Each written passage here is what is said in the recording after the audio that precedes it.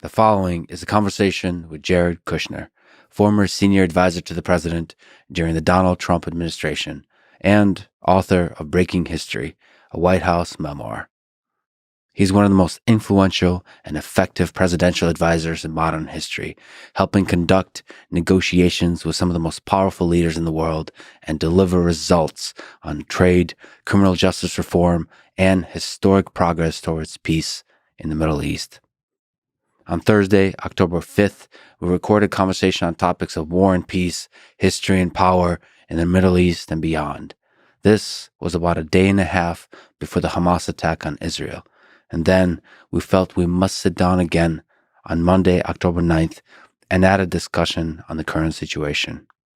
We opened the podcast with the second newly recorded part. My heart goes out to everyone who has and is suffering in this war. I pray for your strength and for the long-term peace and flourishing of the Israeli and Palestinian people. I love you all. This is the Lex Fridman podcast. And now, dear friends, here's Jared Kushner. We did a lot of this conversation before the Hamas attack on Israel, and we decided to sit down again and finish the discussion to address the current situation, which is still developing. If I may, allow me to summarize the situation as it stands today. It's morning, Monday, October 9th. On Saturday, October 7th at 6:30 a.m. Israel time, Hamas fired thousands of rockets into southern Israel. The rocket attack served as cover for a multi-pronged infiltration of Israel territory by over 1,000 Hamas militants. This is shortly after, at 7:40 a.m. The Hamas militants went door to door in border towns, killing civilians and taking captives, including women and children. In response to this, Israeli Air Force began carrying out strikes in Gaza, also fighting on the ground in Israel to clear out Hamas militants from Israel territory and preparing to mobilize Israeli troops for a potential ground attack on Hamas in Gaza. Now, of course, this is what it appears to be right now, and this, along with other things, might change because the situation is still developing. The IDF is ordering civilian residents of Gaza to evacuate their homes for their safety. Benjamin Netanyahu declared war in several statements and warned Israelis to brace themselves for a long and difficult war. Just today, Israeli ministers ordered a, quote, complete siege of Gaza, interrupting supplies of electricity, food, water, and fuel from Israel to Gaza. As of now, October 9th, the death toll is over 1,200 people and over 130 hostages taken to Gaza by Hamas. So, as I said, the events are rapidly unfolding, so these numbers will sadly increase. But hopefully our words here can at least in part speak to the timeless underlying currents of the history and, as you write about, the power dynamics of the region. So for people who don't know, Gaza is a 25 miles long, 6 miles wide strip of territory along the Mediterranean Sea. It borders Israel on the east and north and Egypt on the southwest. It's densely populated, about 2.3 million people. And there's been a blockade of Gaza by Israel and Egypt since 2007 when Hamas took power. I could just summarize that Hamas is a Palestinian militant group which rules the Gaza Strip. It originated in 1988 and it came to power in Gaza in 2006. As part of its charter, it's sworn to the destruction of Israel, and it is designated by the United States, European Union, UK, and, of course, Israel as a terrorist group.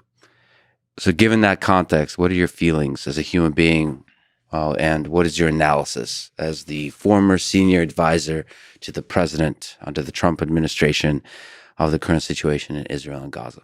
So I think you did an excellent job of summarizing a lot of the context, but watching what's unfolded over the last 48 hours has been truly heartbreaking to see. We're still in the early stages of what's developing, but seeing the images on X of militants, terrorists going door to door with machine guns, gunning down innocent civilians, seeing beheaded Israeli soldiers, seeing young 20-year-olds at a rave, a dance party to celebrate peace with militants flying in and then shooting machine guns to kill people indiscriminately, seeing young children captive and held prisoner, seeing 80-year-old grandmothers, a Holocaust survivor, also being taken captive. These are just images and actions that we have not seen in this world since 9/11. This is a terror attack on the scale of which we have not seen, and it's been incredibly hard for a lot of people to comprehend. My heart goes out, obviously, to all of the families of the victims, to the families of those who are held in captive now, and to all of Israel, because one of the beautiful things about the state of Israel is that when one Israeli is hurting, the entire nation comes together. It's a shame that it's taking an action like this to unify the nation, but I have seen incredibly beautiful signs over the last 48 hours of a country coming together. The Jewish people have been under oppression before. The Jewish people know what it's like. And seeing people rally together to fight for their homeland, to try to reestablish safety, is a very beautiful thing to watch. I wish it wasn't something we had to watch, but it is. With that being said, though, the backdrop, I've been speaking to friends over the last couple of days. I've one friend I spoke with last night who was saying that a good friend messaged him saying, "I'm going in. We're going to do some operations to try to free some of the hostages held in one of the kibbutzes." Messaged him the next morning. He was one of the first through the door to try to free these hostages, and he was killed by a Hamas militant. And sadly, we're going to be hearing many, many more stories of brave Israeli soldiers trying to get these terrorists out of Israel, trying to free innocent civilians who unfortunately are risking their lives to do it. And, they're all heroes, but some will have a less good fate than others, sadly. So it's a very, very heartbreaking moment. And I do think that it's very important at this moment in time for the entire world to stand behind Israel. I think that Hamas has shown the entire world who they really are. I think what their aim is, what they're willing to do, and all of the strong security that Israel's put in place over the last years, which in some instances was criticized, I think is now being validated that that there was a real threat that they were looking to deter. So, short answer is my heart is broken. Praying for peace, praying for strength, praying for Israel to do what it needs to do to avoid being in this situation again, which is either eliminating or severely degrading Hamas's capabilities. There cannot be peace in Israel and in the Middle East while there is a terror group that is being funded by Iran that is allowed to flourish and is allowed to plan operations that are going to aim to kill innocent civilians. And so, as somebody who was formerly in this position, who was intimately involved with Israel, with the strategies to minimize attacks from Hamas and to try to turn the region around. And I think we did do a very substantial job under President Trump. The Middle East went from one of the most chaotic regions in the world. You had ISIS in 2016. ISIS had a caliphate the size of Ohio. They were beheading journalists. They were killing Christians. They controlled 8 million people. They were planning attacks all over the world from their caliphate. They were using the internet to radicalize people. We had the San Bernardino shooting in America. We had the Pulse nightclub shooting in Orlando. And there was real threat. And then you had Iran, which was given $150 billion in a glide path to a nuclear weapon. And they were using their newfound riches to fund Hamas, Hezbollah, the Houthis, different rebels all over the region that were looking to destabilize further. Syria was in a civil war where 500,000 people were killed. Yemen was destabilized. Libya was destabilized. And it was just a mess. And all of America's allies had felt betrayed. President Trump came into power. We rebuilt the trust and the relationships with all of our traditional allies. And we were able to eliminate ISIS, the territorial caliphate. And then we were able to project strength in the region really go after Iran's wallet. We were able to stop through crushing sanctions a lot of their financial resources, which they were using to fund all these terror groups. And so we left the Middle East with 6 peace deals and a fairly peaceful world. So seeing what's happening, I think it was completely avoidable. I think it's horrible to see that it's occurring. And I pray that those in power will make the right decisions to restore safety, but also to potentially create a better paradigm for peace in the future. So I have a lot of questions to ask you about the journey towards this historic progress towards peace with the Abraham Accords. But first, on this situation, to step back and some of the history, is there things about the history of Hamas and Gaza that's important to understand what is happening now? Just your comments, your thoughts, your understanding of Hamas. I think you did an excellent job, Lex, of really giving the summary. Just a couple things maybe I'll add to it is that Hamas was originally founded from the Muslim Brotherhood in Egypt, which is a group that's caused a lot of issues in the region. They've attacked Israel many times in the past. There's a lot of discussion about how Israel is an occupying power. Well, in Gaza in 2005, they withdrew from all the land, and then they say Israel's an apartheid state. Well, Israel then gave governance of the region to the Palestinians. And then what's happened is the Palestinian people's lives have now gone down, not up since then.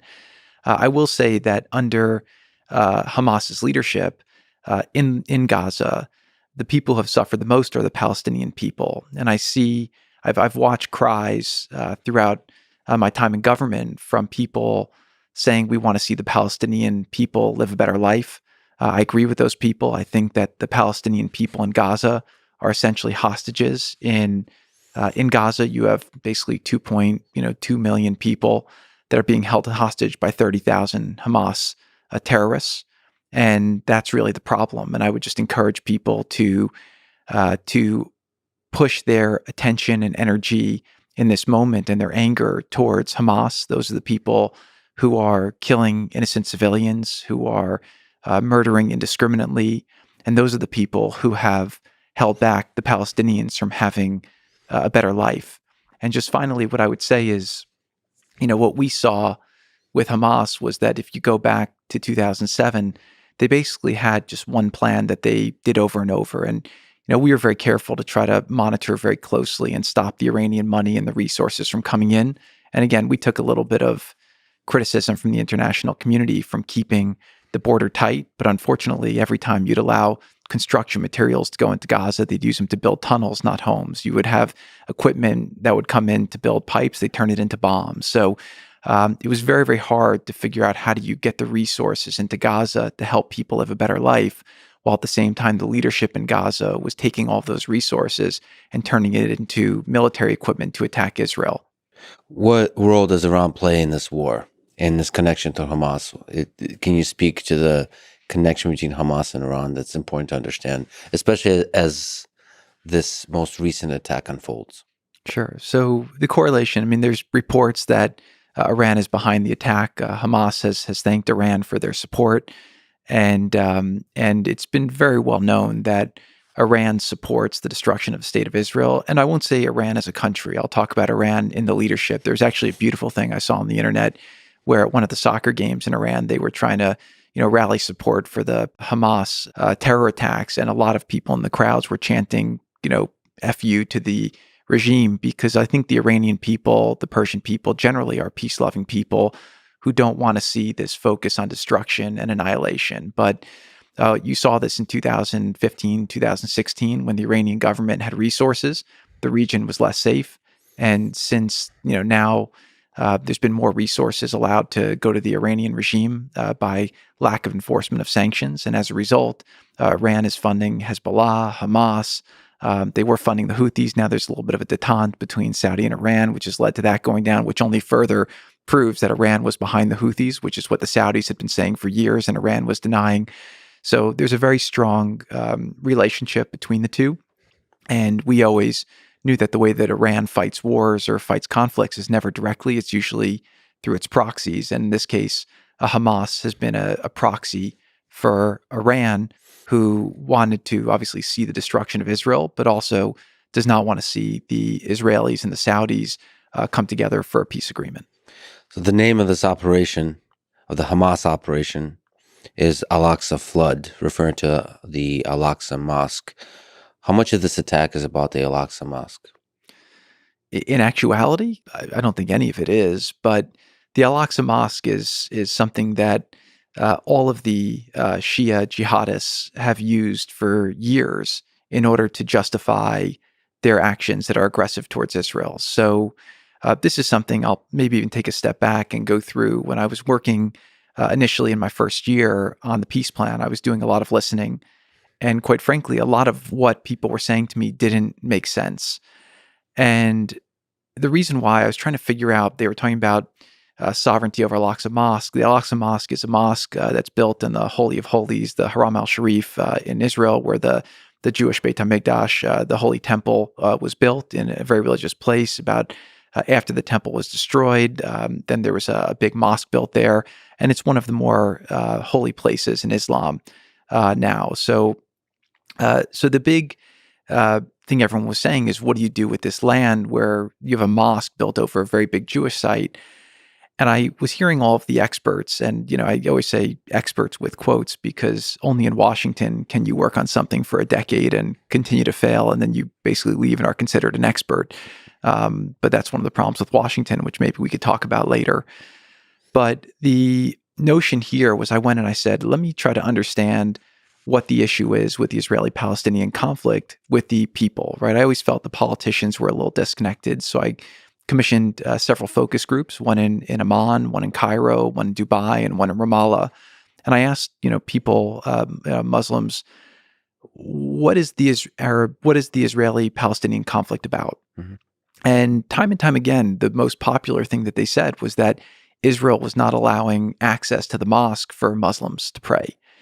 And what was interesting is that Israel's policy is to allow anyone who wants to come and pray peacefully at the sites to come and pray. Sometimes they have security issues when there's provocations. But by and large, since 1967, when Israel was able to take back Jerusalem in a defensive war, just to be very clear, they were attacked in the south, and they were attacked from the east. And they basically were able to beat back the Jordanians and the Egyptians and then reconquer the old city of Jerusalem. And during that time, immediately after, Israel then passed the Protection of Holy Places law, which was, they basically took resources they didn't have, and they said, we're going to restore the Christian sites, the Muslim sites, the Jewish sites. And they've worked to allow everyone access to the mosque. So today, any Muslim who wants to come can come and pray at the mosque. The mosque is, Israel's acknowledged that King Abdullah, the king of Jordan, is the custodian of the mosque.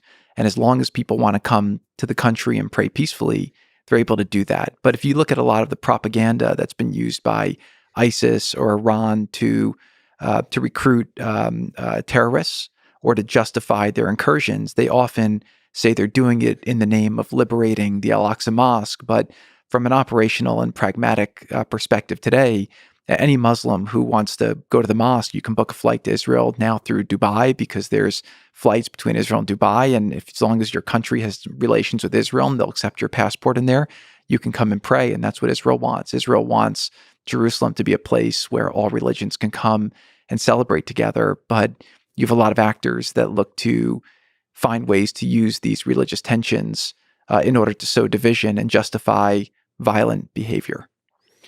I wonder how it's possible to lessen the effectiveness of that propaganda message, that a lot of the war, a lot of the attacks are about access to the Al-Aqsa Mosque. Is there something you can speak to why that message hasn't disseminated across the Arab world? So Israel's good at a lot of things. They're not very good traditionally with public relations. After the Abraham Accords, we made the first Abraham Accords deal in August 2020, and then we made 5 other deals. We first did United Arab Emirates, then we did a deal with Bahrain, then we did a deal with Kosovo, then we did a deal with Sudan, then we did a deal with Morocco, and then we got the GCC deal done as well. The tension between Qatar, Saudi, UAE, Egypt, and Bahrain, and that was allowing us to create a pathway to then pursue the Israeli-Saudi normalization. So we had so much momentum then that the goal was just keep getting more countries to normalize relations with Israel. once you create the connection between people and create the ability for people to do business together, the ability for flights to fly between, then you would just start naturally having people coming, and everyone has a smartphone today, so they can then post and combat the misinformation that's been out there. By the way, this misinformation is not something that's new. One of the characters who played a very big role in spreading the anti-Semitism and the violence in Israel in the 1920s was a guy named Haj Amin al-Husseini, who was known as the Grand Mufti of Jerusalem. He was very close with Hitler and Mussolini, and he was working with them to try to get some claims to the Middle East once the Jewish people were annihilated. And what he did for a very long time was he did the same shtick, only it was before you had smartphones and YouTube, where he would say the mosque is under attack, these imperialist Zionists are coming in to try to destroy the mosque. And he would use that to raise money from Indonesia, from Pakistan, from all over the world, and then use that threat to justify recruiting, groups of young, vulnerable Muslim men, and then, getting them in the name of religious rights to go and kill people, which really is more of a perversion of the religion than I think the true essence of what Islam is. I think Islam at its core is a peaceful religion, and I think that's where a lot of the great leaders in Islam want to take it. But the people who use Islam or the mosque or as a justification for violence, those are people who I think are really they are disrespecting the Islam religion. As you said, you helped make major strides towards peace in the Middle East with the Abraham Accords. Can you describe what it took to accomplish this? And maybe this will help us understand what broke down and led to the tragedy this week. Yeah. So, I always believed in foreign policy. I learned very quickly that the difference between a political deal and a business deal is that in a business deal, you have a problem set, you come to a conclusion, and then if you buy or sell something, you either have, more cash or you have a company. So more to do, less to do. Political problem set is very different, where, the conclusion of a problem set is essentially the beginning of a new paradigm. So when I would think about how do you move pieces around the board, you couldn't say, let me just solve the problem. You have to think about what happens the day after the signing and how do you create a paradigm that has positivity to it. So the biggest piece of what President Trump did during his 4 years in office was he really strengthened the relationship with Israel, number one. And he did things like recognizing Jerusalem as the capital of Israel. He moved the embassy to Jerusalem. He recognized the Golan Heights. He got out of the Iran deal. We did an economic conference in Bahrain where we brought Israelis to meet with, Saudi and Emirati and Qatari businessmen, and everyone came together. And each one of these instances were unthinkable previously. And everyone said that if you did it, the world was going to end. And every time President Trump did one, the next morning the sun rose, the next evening the sun set, and things moved on. And so by doing that, what President Trump did was he slaughtered a lot of the sacred cows of these false barriers that people had erected, and showed people that the vast majority of the people in the Middle East, whether they're Jewish, Muslim, Christian, whatever religion they are, they just want to live better lives. And so what we basically did was create a paradigm where the voices for peace, the voices for together, now finally had a forum where they were able to do it. And we did that in the backdrop. The way we were able to be successful was we severely limited the resources of Iran, and they were focused more internally, and they couldn't cause the trouble that they were causing everywhere else. Since we've left, obviously the dynamics have changed, but the way you get to peace is obviously number one through strength, and number two by finding a way for people to be better off tomorrow than they are today. And what I found was that most of the voices looking for violence or trouble were people who were just focused on what happened 2 years ago, 20 years ago, 70 years ago, 1,000 years ago. People who were trying to solve those problems in that context often were looking more to use those past grievances as a justification for their power and for the bad behavior that they were looking to perpetuate. So managing, as we have talked about extensively, managing the power dynamics of the region and providing a plan. And this is something you did with the economic plan titled Peace to Prosperity, a Vision to Improve the Lives of the Palestinian and Israeli People. Can you first of all describe what's in the plan? Sure. So this was something I took on. I was working on the political framework between the Israelis and the Palestinians and trying to understand what were the issues. And the issues were not very many. It basically was, You had a land dispute, so you had to figure out where do you put borders ultimately. You had a security a paradigm, which I was much more favorable to Israel's perspective on. And obviously the events of the past 48 hours have fully justified that bias. And then in addition to that, you had to deal with the religious sites. But I felt operationally that wasn't actually as complicated as people made it, because you wanted to just leave it open for everybody. Then I went through and I felt that the Palestinian leadership was fairly disincentivized to make a deal, because there was just this paradigm where they had billions of dollars coming in from the international community. And I think that they feared that if they made a deal, they would lose their relevancy internationally and the money would stop flowing into the country. So what I tried to do is to say, my approach when I would get into a hard problem, say, how do I understand all the different escape hatches? How do I try to eliminate them and then build a golden bridge that becomes really the only, but also the most desirable pathway for the decision makers to walk through? And it wasn't always hard, and sometimes you have to go and hold their hand, or you try to pick them up and walk them across. But a lot of these leaders are very reluctant to change, and the dynamics of the Palestinians also were such that I think they were fairly stuck where they were. So we developed a business plan for Gaza, the West Bank. We threw in some improvements for Jordan and Egypt as well. I based it off of the Vision 2030 that they did in Saudi Arabia, which I thought was a visionary document. I went back through this process and I studied basically every economic project in the post-World War II period. So we looked at what they did in South Korea, why it was successful with some strong industrial planning. We looked at Japan. We looked at Singapore. We looked at Poland, why it was successful. We spent a lot of time on the Ukraine plan for the country and why it wasn't successful. And that was mostly because of governance and corruption, which actually resembles a lot of what's gone wrong with the Palestinians, where there's no property rights, there's no rule of law. And what we did is we built a plan to show, it's not that hard, right? In the sense that between the West Bank and Gaza, you had 5 million people. And we put together a plan. I think it was about $27 billion. We got together a conference. I had the head of AT&T. We had Steve Schwartzman from Blackstone came, which was very gracious of them. We had all the leading Arabic businessmen, the leading builders, leading developers, and the general consensus of that conference was that this is very doable. We think that for Gaza in particular, it would cost maybe $7 to $8 billion to rebuild the entire place. We felt we could reduce the poverty rate in half. We can create over 1 million jobs there. The only thing that people said was holding it back wasn't Israel. What was holding it back was governance, and people wouldn't have confidence investing there with the rule that Hamas was perpetuating. So I encourage people actually to look at the plan. It was very thoughtful. It was 181 pages. We went project by project. Each project is costed out.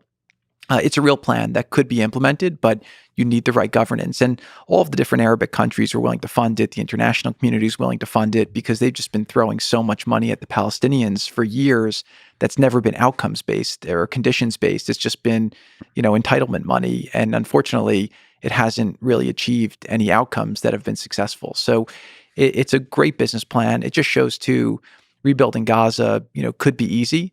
But like I said, the problem that's held the Palestinian people back and that's made their lives terrible in Gaza has not been Israel. It's really been Hamas's leadership or lack of leadership and their desire to focus on trying to kill Israelis and start war with Israel over improving the lives of the Palestinian people.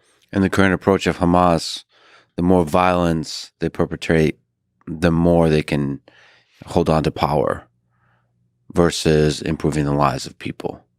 So they, as you said, maybe you can comment on, they do not propose an economics plan. I mean, Hamas has been running it now for 16 years, and they don't have a lot to show for it. And, our posture with them was basically a very simple deal. If you think about what's the end state in Gaza, it's actually not that complicated. It's, there's no territorial disputes, right? The border's the border. There's no religious issues there as well. You're not dealing with Jerusalem. You're basically just dealing with the fact that, Israel wants to make sure that there's no threat from Gaza. So it's a demilitarization or some kind of security guarantee from a credible source where Israel doesn't feel like Gaza can be used to stage attacks into Israel or to fire rockets into Israel. And by the way, these are things I was saying, 3-4 years ago, that was the objective. And that was really the fear Now that's been proven, unfortunately the fear has manifested. And in exchange, you can rebuild the place and you can give the people a much better life. But Hamas has not shown a desire for that or a capability for that. And I don't think there's enough trust to allow them to do that, which is why, under the current circumstances, if you do want to have peace there, Hamas has to be either eliminated or severely degraded in terms of their military capabilities. I would love to ask you about leadership, especially on the side of the United States. What has the current administration, the Biden administration, done different than the Trump administration, as you understand, that may have contributed to the events we saw this week?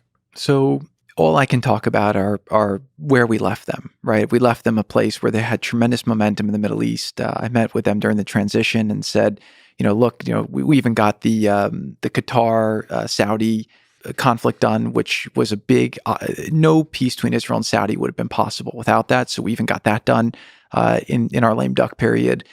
And they came in and they said, look, we want to focus on the 3 C's, which is COVID, climate change, and China. And I said, that's great. But, the Middle East, we have an amazing place right now. It's stable. There's momentum.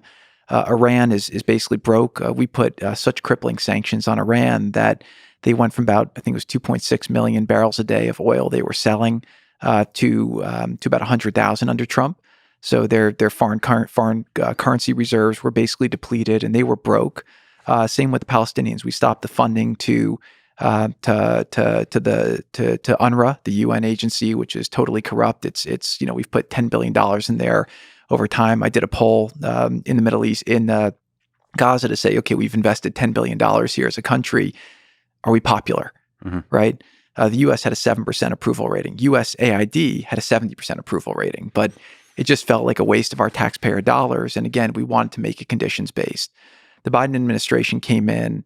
Number one, they started insulting, Saudi and Russia. Oil prices went up. At the same time, what they did was they stopped domestic production of oil. They disincentivized a lot of oil and shale production with regulations. They stopped pipelines. Oil prices went up.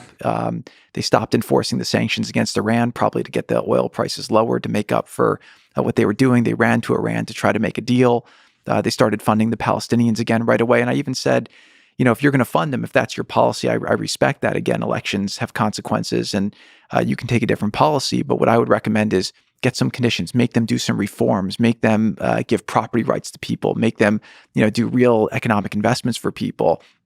But they just went right away. So they were funding the Palestinians, not enforcing the sanctions, and then overall just projecting a lot of weakness in the region. So one of the most embarrassing examples is what happened in the United Arab Emirates. Again, an amazing, probably one of America's best allies over the last 20, 30 years. They fought with us in Afghanistan. They were the first Muslim country to stand up and do that after 9/11 because they didn't want it to be a war of the West against the Muslim religion. So they joined the fight because they saw it as a fight between right and wrong. They have rockets shot into their country from the Houthis, and they basically don't get a call from the U.S. for 17 days. They need their equipment that they buy from the U.S., which creates jobs in the U.S. They need it restocked. We don't call. So they've severely degraded the trust that we had to rebuild with our allies. I think they've been working now to get it back. They, after 2 years, started working with Saudi and Israel, which I think was good. I think that they realized after a stint that maybe the process that President Trump had created in the region was the right policy. And keep in mind, President Trump's policy was that I was working on was very strongly criticized during the first 3 years before we were able to achieve the results because it was departure from the failed policies of the past. And so first there was a return to those policies, appease Iran, let's criticize Saudi Arabia. Then they started embracing and working on the Israel-Saudi deal, which I was really exciting. I think we were all very excited about it. But they did it in public. And I think that also was something, again, I didn't have access to their intelligence, so I assumed that by doing it so publicly, they thought that they'd either had a deal with Iran because they were letting them get all this revenue where Iran wouldn't be a problem. But one of the reasons with the Abraham Accords, we kept it so quiet during the whole time was because we always felt like the troublemakers in the region, particularly Iran, who we thought would be disadvantaged by having UAE, Saudi, Israel all together. Israel's a nuclear power. You have other strong economies. Iran seeks instability. They seek looking to create division in the region. And if you can create that economic sphere where you have security from Haifa to Muscat, from Israel to Oman, all the way through with Saudi, Jordan, UAE, Qatar, Egypt, that's an incredibly powerful bloc. If you can make it secure and then get economic integration, that really could be a Middle East that thrives. So Iran obviously wanted nothing to do with that, and that's why they've been working to disrupt. So I think the administration they took an incredibly stable situation with momentum. I think they underestimated the way that Iran would approach the region to undermine. I think they gave way too much rope to Iran, and I think that they didn't seize when they had an opportunity of strength with the Palestinians to try to drive to a conclusion that I believe could have prevented us being where we are today. Not to mention that, even just 3 weeks ago, I mean, it's a bad look that they just basically gave $6 billion to Iran in exchange for hostages, and then Iran's basically funding these terror attacks that are killing American citizens. You have in Israel, and it's a heartbreaking situation. Again, totally avoidable, and one that I think has been very badly mismanaged to date. If Trump was currently president and you were still working with him on this part of the world, what actions would you take? What conversations would you have? What ideas would you be working with in order to unite the various allies that you mentioned in the Middle East over this tragedy, and not let it be a thing that divides the Middle East, but make it a thing that catalyzes progress towards peace, further progress towards peace? So I want to say one thing, Lex. I have a lot of friends who are fans of Trump, who are not fans of Trump. But one thing I want to say with absolute certainty is that if President Trump was in office, this never would have happened. And when President Trump was in office, anyone who supports Israel or who wants to see, Jewish people not be innocently slaughtered, he would never have allowed that to happen. It did not happen when he was in power, and I hope people recognize that as something that's very, very true. How I would play the ball where it lies right now. Keep in mind, we transferred the ball. It was on the green. Now it's almost like it's gone back, 150 yards, and it's in a sand trap. I think the way that I would play the ball right now is, number one is you have to show strength. I actually think President Biden's words were the right words. I see that they're moving aircraft carriers to the region. Again, the purpose of having a strong military, I believe, obviously, if you get into a war, you want to win the war. But the purpose of a very strong military primarily is to avoid a war.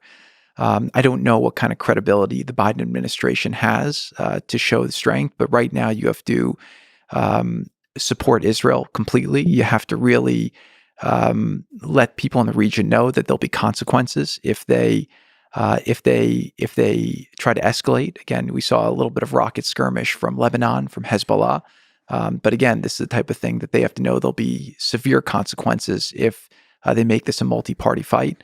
And I think sending a strong message to Iran, I think that they have to see some consequences from this and know that they're not going to be allowed to have a free reign to cause instability, and that, Iran doesn't usually fight face to face. They usually do it through proxies. But let's just all be honest about where this is coming from and let them know that there will be a consequence if they instigate these actions. And again, at least with the Biden administration, they've had contact with Iran. They've been talking with Iran, but they've allowed Iran. I mean, again, the number I saw last year, I think under Trump, the number was maybe like $4 or $5 billion of oil revenue. And in total, I think last year it was something like $45 billion in revenue. This year, I think it'll be even more. That's a combination of them driving up oil prices, but also allowing much more sales. You would think that they would find a way to get them to behave and allow them to have this happen. Or if that's not the case, then be tough. Go back to being tough. That's what you have to do. Building off of Abraham Accords, as you mentioned, Israel-Saudi normalization, there's been a lot of promising progress towards this. What does it take to not allow this tragedy damage the progress towards Israel-Saudi normalization?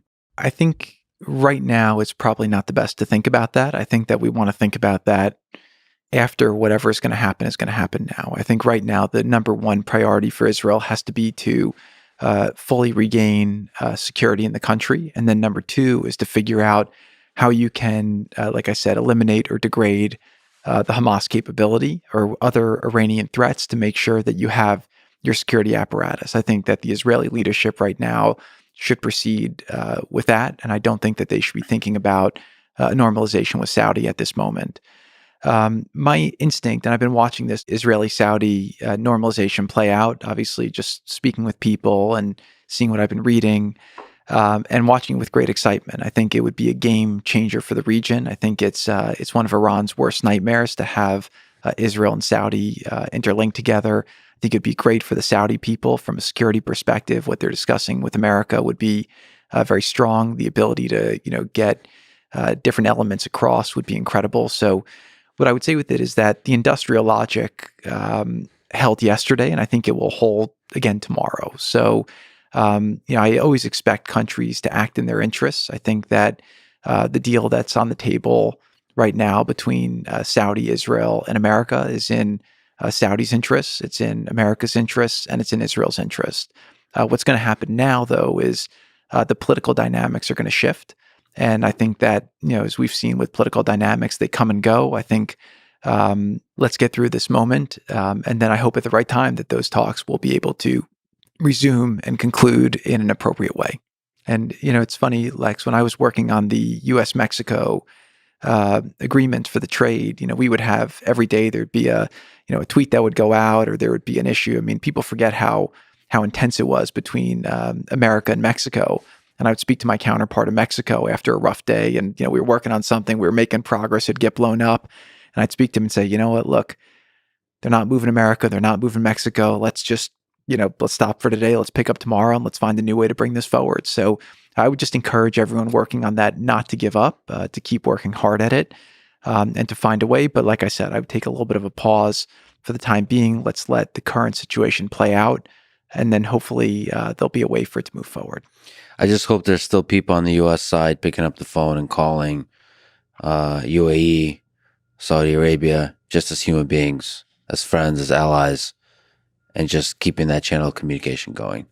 Because maybe you can correct me, but I just feel like there's just simple human dynamics that play out here, that divisions can form and just run away from you over simple misunderstandings, over just the inability to see a tragedy from the same perspective because of conversations that could have happened but didn't happen. I think there'll definitely be communication, but words on phone calls is only worth so much. It's really trust between people and power, and obviously when you're in a position of power, you represent your country and your country's interests. But the ability to have trusting relationships where people feel like they're okay taking more risks to help each other, that's actually what's most important. So communication, I hope for, but deepening and trusting relationships. That's what I believe makes progress and keeps people safe. And we talk quite extensively about the value of trust and negotiation and just working with leaders, which I think is a fascinating conversation. And you've taught me a lot about that. Let me ask you about the end here. What are the various trajectories this war can take, in your view? What are some of the end states, as you've said, which are desirable and are achievable? I mentioned this earlier, but whenever I would get a problem set in government, I'd always think through from a first principles perspective, what's the logical outcome, right? And forget about all the reasons why it can't happen. That's what everyone in governments always rush to talk about. But I do think here, number one, Israel has to have a secure environment where they don't feel threatened from Gaza. And number two is the people in Gaza need to have an environment where they feel like they can live a better life and have opportunities. So that's the end state. And so I think that the international community should come together. I do think that the people who are usually putting blame on Israel should now realize that maybe they've been a little bit harsh here and that Hamas has been as big a threat, if not an even bigger threat than Israel has been saying. And I do think that if the international community comes together and unites behind Israel and really forces Hamas and their Iranian backers to stop hostilities, to stop saber rattling, to stop misrepresenting the history in order to justify their violent behavior. And if they say instead, we want to hold you accountable, no more money, and they all say that they're going to stand behind Israel's efforts to eliminate their national security threats, and then we will all come together and only fund again into a framework that we believe can be a long-term solution where the Palestinian people really have a chance to live a better life. That's really the best way to get there. There's tons of complicated factors, but that's the end state that the global community should be looking to come together, and it's very achievable. It's very, very achievable. So as we stand here today, there's a lot of different ways that this war can evolve. If a ground invasion happens by Israeli forces of Gaza, and if the number is correct of 100,000 Israeli soldiers, do you worry about various trajectories that can take of the consequences that might have of an unprecedented ground troop attack? Yeah. So I think as a leader, you can't change yesterday, but you have the ability to change tomorrow. And that's a very important fundamental. I mean, that's true for all of us, not just leaders. But, we saw with 9/11 how America was caught off guard by a terrorist attack. We acted, somewhat rationally, somewhat emotionally, which led to a 20-year war with trillions of dollars lost. I think almost 1 million lives lost, not just American, but all lives. And it was a total tragedy what occurred. I think right now the temptation is to be strong. I think that's a necessity. I do think eliminating risk is the right objective. I think the goal should be to stay very clear about what the objective is, but also this attack was very well planned, not to walk into another trap. I think you have to be very smart, very cautious. I've been happy to see that what they've been doing in retaliation so far has been somewhat measured, and they've taken their time to try to assess what's achievable. Again, I don't have access to the intelligence, and we're talking at a very early stage in this conflict, so a lot could happen even by the time this is published. But my hope is that they'll just stay very focused on what the objective is and try to make sure that they're acting appropriately in order to do that. And I will say this too, that this has been different than what I've seen in the past, in that the attacks were so heinous and so disgusting that I've seen the international community rally around Israel more so than I ever have. And I hope that Israel continues to keep the moral high ground and continue to communicate what they're fighting for, why they're fighting. And I do hope that the international community supports the objective and they can work together to achieve it. Benjamin Netanyahu, Bibi, somebody you've gotten to know well in negotiation, in conversation. He has made statements. He has declared war. He has spoken about this potentially being a long and difficult war. What have you learned about the mind of Benjamin Netanyahu that might be important to understand here in this current war? Bibi is definitely a historic figure. I'd meet with a lot of different world leaders, and some of them I would say they're very, very special, transformational figures, and some I would say, how the hell is this person running a country? And Bibi's somebody who has done a lot for the state of Israel. He has a tremendous understanding of the security apparatus. He has tremendous global relations. So for a crisis like this, I think Bibi's the leader you want if you're Israel to be in that seat. I think he's ambitious in what he's going to look to achieve.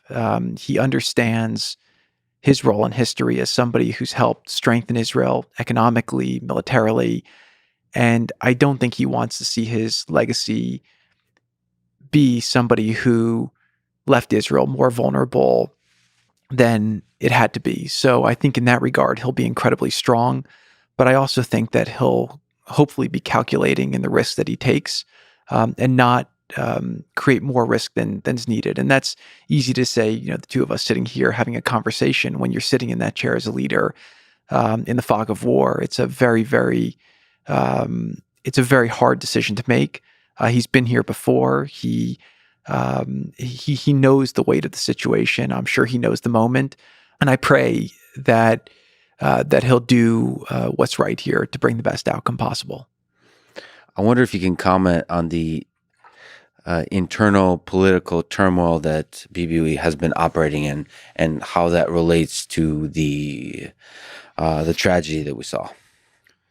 On the one hand, the political turmoil is um, it's a sign of a vibrant democracy. I think it's been actually nice to see how people have fought for their country and their beliefs in a democratic way. You compare that to the Palestinians, where there's no democracy, there's no free speech, there's no free press.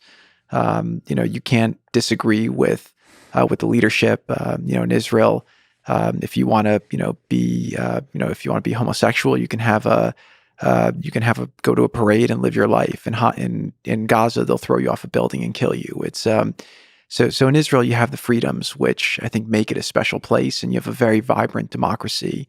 With that being said, the times in Jewish history where the Jewish people have been most vulnerable have been when there's been division, and that's when the temple was destroyed. But that's not just with the Jewish people and with Israel; that's in all societies. So I definitely believe that this division has left them less prepared for the situation than it would. I do think there's real lessons we should be taking from this here in America, where we're in a time where we're very divided. But I do think that it'd be very wise for our leaders to find the areas where we do agree and find ways to, secure our southern border, to make sure that we know who's in our country, what risks we all face. And I do think that that division definitely creates risk for countries. Let me switch gears here and just zoom out and look at our society and our public discourse at the moment. What do you make of the scale and nature of the Palestinian support online in response to this situation? This is something I've observed over the years since I got involved with the Israeli-Palestinian issue with a lot of interest. I think a lot of the people who are pledging support for the Palestinian people, I think that they want to see the Palestinian people live a better life. And I actually agree with them in that regard. Unfortunately, I think many of them are incredibly ill-informed as to the facts on the ground. I think all of the people who are advocating online for the Palestinian people, who are going to these marches in support of them, I think they'd be best served if they really care about effectuating the outcome of joining with Israel right now and directing their anger towards the Hamas leadership. I think that it's very clear that the group that's responsible for the Palestinian people living the lives that all of these people are angry about is Hamas. And if they direct their anger towards Hamas and put the attention on the failings of Hamas and put forth a vision for what they'd like to see leadership in Gaza do, and they respect that there's a real fear that Israel has and any country would have of having a group of terrorists next to them that's calling for their destruction, I think that recognition of finding a way for Israel to be secure and then having an opportunity for the Palestinian people to live a better life is the right pathway to try and pursue. So to you, there's a clear distinction between Hamas and the Palestinian people, in that Hamas is the enemy of progress and the flourishing of the Palestinian people. 100%. It's very, very clear. And I think that if people were honest about the situation, if they spent the time to really understand it, again, if you follow the conference I did in Bahrain, we had all of the leading businessmen there, and they said, we can rebuild Gaza very easily. We all want to. The leading Arab businessmen, the leading American businessmen, everyone wants to. They're just held back by Hamas. And so I do think having an honest conversation about this at this point in time has really only one logical conclusion. And my hope is that maybe this conflict leads to that conversation being had. And if it is, then maybe that brings more unity and understanding, and we kind of get to a conclusion better that could improve the lives of the Palestinian people. Pragmatic question about the future. Do you hope Donald Trump wins in 2024, and how can his administration help bring peace to the Middle East? I think when Donald Trump was president, we had a peaceful world. Everyone said if he was elected, we would have World War III. Meanwhile, he gets elected, and he not only is the first president in decades to not start any wars, he's making peace deals, he's making trade deals, he's working with our allies, getting them to pay their fair share in NATO. He's, having a dialogue with China, with Russia. He's weakening Iran. And so I do think that the job he did as a foreign policy president was tremendous. I think, now more and more people are starting to recognize that. Again, under President Biden, this is the second war that's broken out in the world. And when you have a weak American leadership, the world becomes a less safe place. And so my hope and prayers are that that President Trump is reelected and that he's able to then restore order and calm and peace and prosperity to the world. From a place of strength. That's the only way he knows how to do it. What gives you hope about the future of this region, of Israel and of the Middle East? The Middle East for 20 years was an area of conflict. They spent all their money on bullets and bombs. You have young leadership now in Saudi Arabia and UAE and Qatar, and there's a much more ambitious agenda now for the region to make it an economic superpower and hub of the world. Israel is one of the most burgeoning and exciting tech economies in the world. And if you think about it, it's almost like having Silicon Valley not connected to California. The thing that's held the region back for all these years has just been the conflict and the division and the lack of connectivity. But if you have that region and if it can all come together, if you can create a security architecture, you have an incredibly young population, you have a lot of wealth and resources and a lot of capabilities and know-how. And so I think that if it's managed correctly, and if Iran is able to be restrained and suppressed with their ambitions to cause destabilization. I don't mean Iran the country, I mean the Iranian regime, because actually, once you have this economic sphere, if you could bring Iraq into it, if you could bring Iran into it, that makes it even bigger and stronger. And the Persian people are incredibly entrepreneurial and incredibly industrious. So I do think that the region has tremendous potential. It's just been held back by bad policy, bad leadership, bad objectives. And again, when President Trump left office in 2021, the Middle East was really on a very, very positive trajectory. And if the right things happen, it can continue to be so. So, I'm praying at this moment in time that we navigate the current crisis, that the important objectives are achieved of eliminating the terrorists and their threats, and then allowing the leaders who are focused on giving their citizens and their neighbors the opportunity to live a better life are able to work together and really dream and be ambitious and find ways to create a paradigm where humans can flourish. What is the best way to defeat hate in the world? Hate is a very powerful force, and it's much easier to hate people you don't know. It's funny, when I was working on prison reform, one of the most interesting people I met was a reverend, actually down in Texas, who negotiated the first truce between the Bloods and the Crips, two of the notorious gangs in America in prison. And I was very excited to meet him. And when I met him, I said, well, how'd you do it? And he said, it was very simple. He says, I got all the guys together and I had a tremendous amount of barbecue brought in. He says, and I got them eating. He says, no drinking. He says, drinking sometimes gets people a little bit more against each other. He says, but I got them eating, and they started sitting down together and they started saying, you know what, you're just like me. And all of a sudden they started finding areas where they were more together. Yeah. Look, I've traveled all over the world now. I've been very fortunate to meet people from different states in America. I've different political persuasions, different ages, different classes. And what I found is that there's a fundamental driving amongst all of us where we all want to live a better life. And, people don't want to fight naturally, but it's easy to fight when you feel wronged or you feel like somebody disrespected you or somebody did something from hatred. And hatred leads to more hatred, which sometimes just pushes that cycle further and further. So I believe that each and every one of us has the power to stop that cycle. And we don't do it by, being on Twitter and yelling at people. We don't do it by just being critical. We do it by finding the people we disagree with, by listening to them, by asking questions, by sitting with them. And then if we each take responsibility to try to make the world better, then I think that there's no limits to the incredible place that this world can be. So as you've said, you've traveled all across the world. Do you think most people are good. Most people have love in their heart. I do believe that.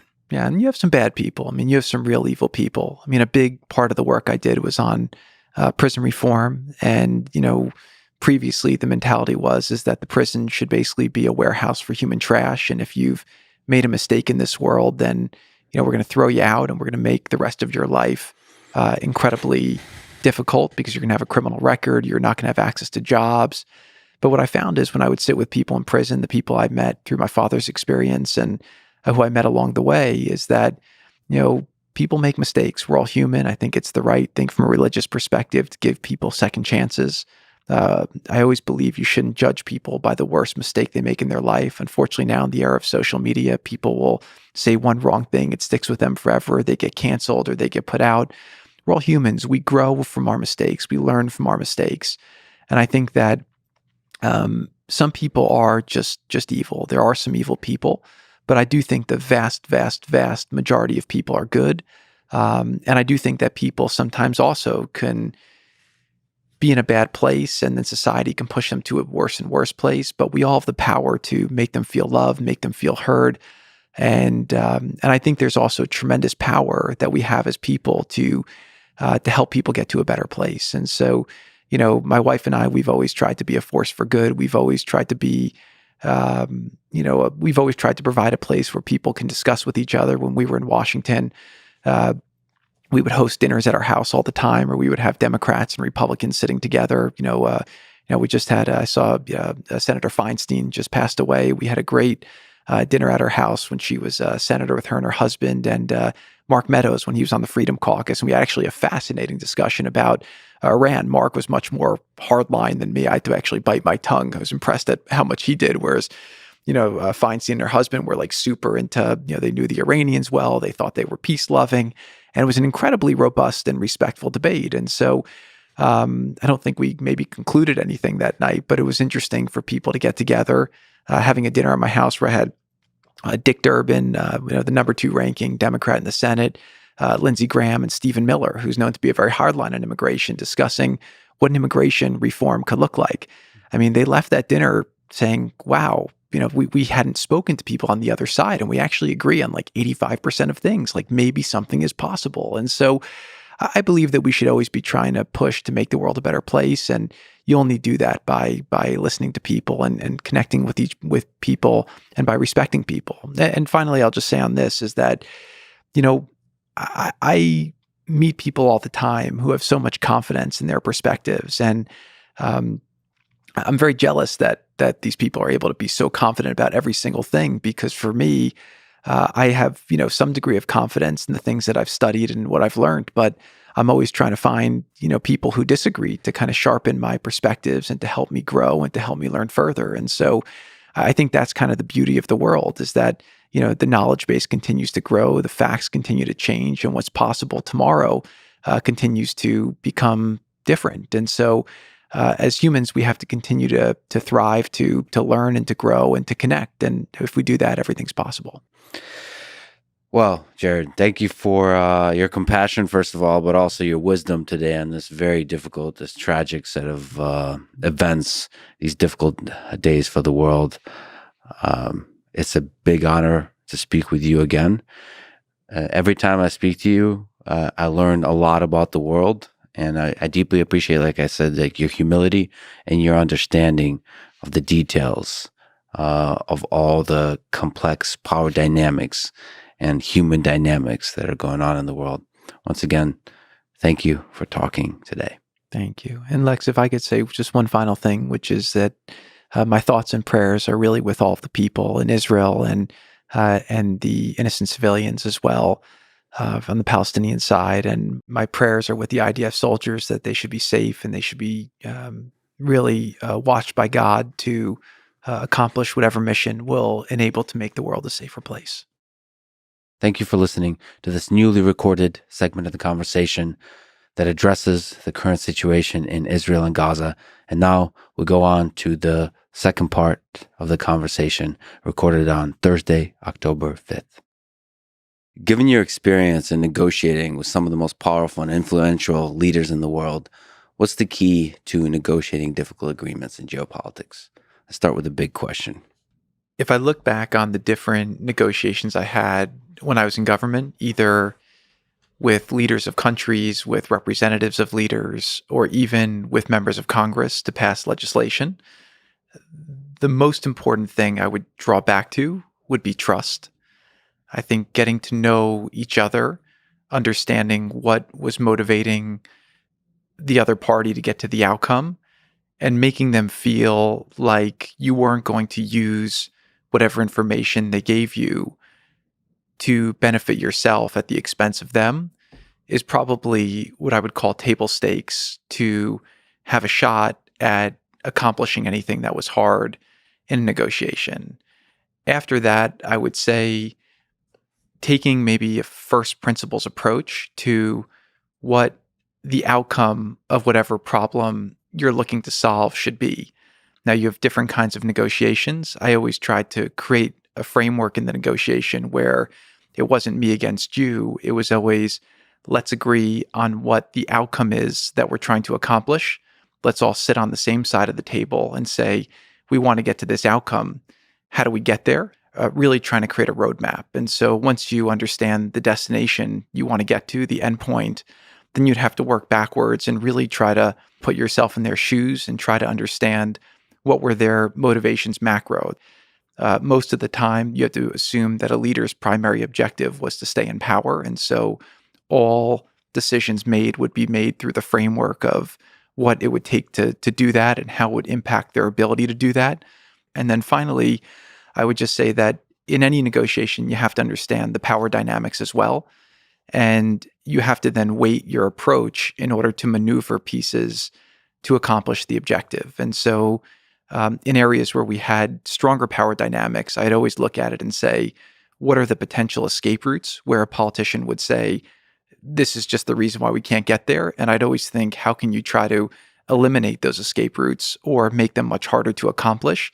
And then ultimately think about what's the golden bridge that you want to create for them in order to get to the other side where they were motivated to get there because it was in their self-interest to get there, but also because it helped accomplish the different objective. And I have many examples that I lived through with that. Obviously, negotiating in Congress for prison reform, I had to form a lot of trust with Democrats, whether it was Hakeem Jeffries or Dick Durbin, and then also on the Republican side with I had Mike Lee, I had Lindsey Graham, I had Tim Scott, Senator Grassley, and then also Doug Collins in the House was tremendous. And every time we maneuvered something, we would get attacked either from the left. There was a time we were being attacked by, Nancy Pelosi, John Lewis, for not being, inclusive enough. And then there were times that we maneuvered it, we'd be attacked from the right for maybe going too far. And ultimately, we had to find just the right place where we can get it done. And the same thing happened with USMCA, where we were negotiating the biggest trade deal in the history of the world, which was $1.3 trillion in annual trade between Mexico, Canada, the United States of America. And we were able to form good trust with the other side and try to say, how do we create win-win outcomes? And ultimately, we were able to do something in a record time that people thought was very hard to do. And both of them, in a divided time of the Trump administration, were bipartisan wins with big votes in the Senate and the House. You have a lot of stories of this kind. Sometimes a soft approach, sometimes a hard approach. Like there's, I think, a story where with Bibi, there was a potential, like a dramatic election coming up, and you had to say no excuses, no delaying. We have to make this agreement. I know Bibi cares about Israel more than the particular dynamics of the election. Like you have to draw a hard line there. Yeah, but in fairness too, for him, during the time that we were dealing with him, he was always in election versus election and then election. And, what he was saying wasn't wrong. And I think he was more expressing his concerns given the dynamics. And, we never held those concerns against him. We just said those are real concerns he had. We respected those concerns, but then we helped him prioritize to help accomplish the right things. And that's ultimately what the partnership is, right? My job was to represent America. His job was to represent Israel. And you had other parties representing their own interests. And as long as you assumed that, people were acting mostly in good faith, you were able to navigate areas where you didn't have, complete overlap of priorities and objectives. Just to go back to the trust thing, you sometimes see that with leaders where they're it looks like they're trying to screw over the other person when they're talking. And so not having that, I think, is a really powerful thing for earning trust. Like that people actually can believe that you're results driven and are working towards a certain end. Is there like a skill to that? Like what is that genetics? You're born with that? Or is that something like you develop? So basically it requires you to look at the game of politics and not have a kind of cynicism about it to where everybody's trying to manipulate you, and actually just go in with a kind of open mind and open heart and actually speak truthfully to people, like on a basic human level. I would say that I always would think about how can I be a partner to others like I would want somebody to be a partner to me. And a lot of it comes from just my different experiences in business. I've had great partners. I've had terrible partners. My father, again, a lot of my childhood was I was exposed to business. My father, on Sundays he would take us to job sites and to the office with him instead of to football games like my friends, fathers would do. And so we were exposed to business. And what he would say about his father, who was an immigrant to America, came over with nothing and no formal education. But he would always say, a good deal with a bad partner will always be a bad deal.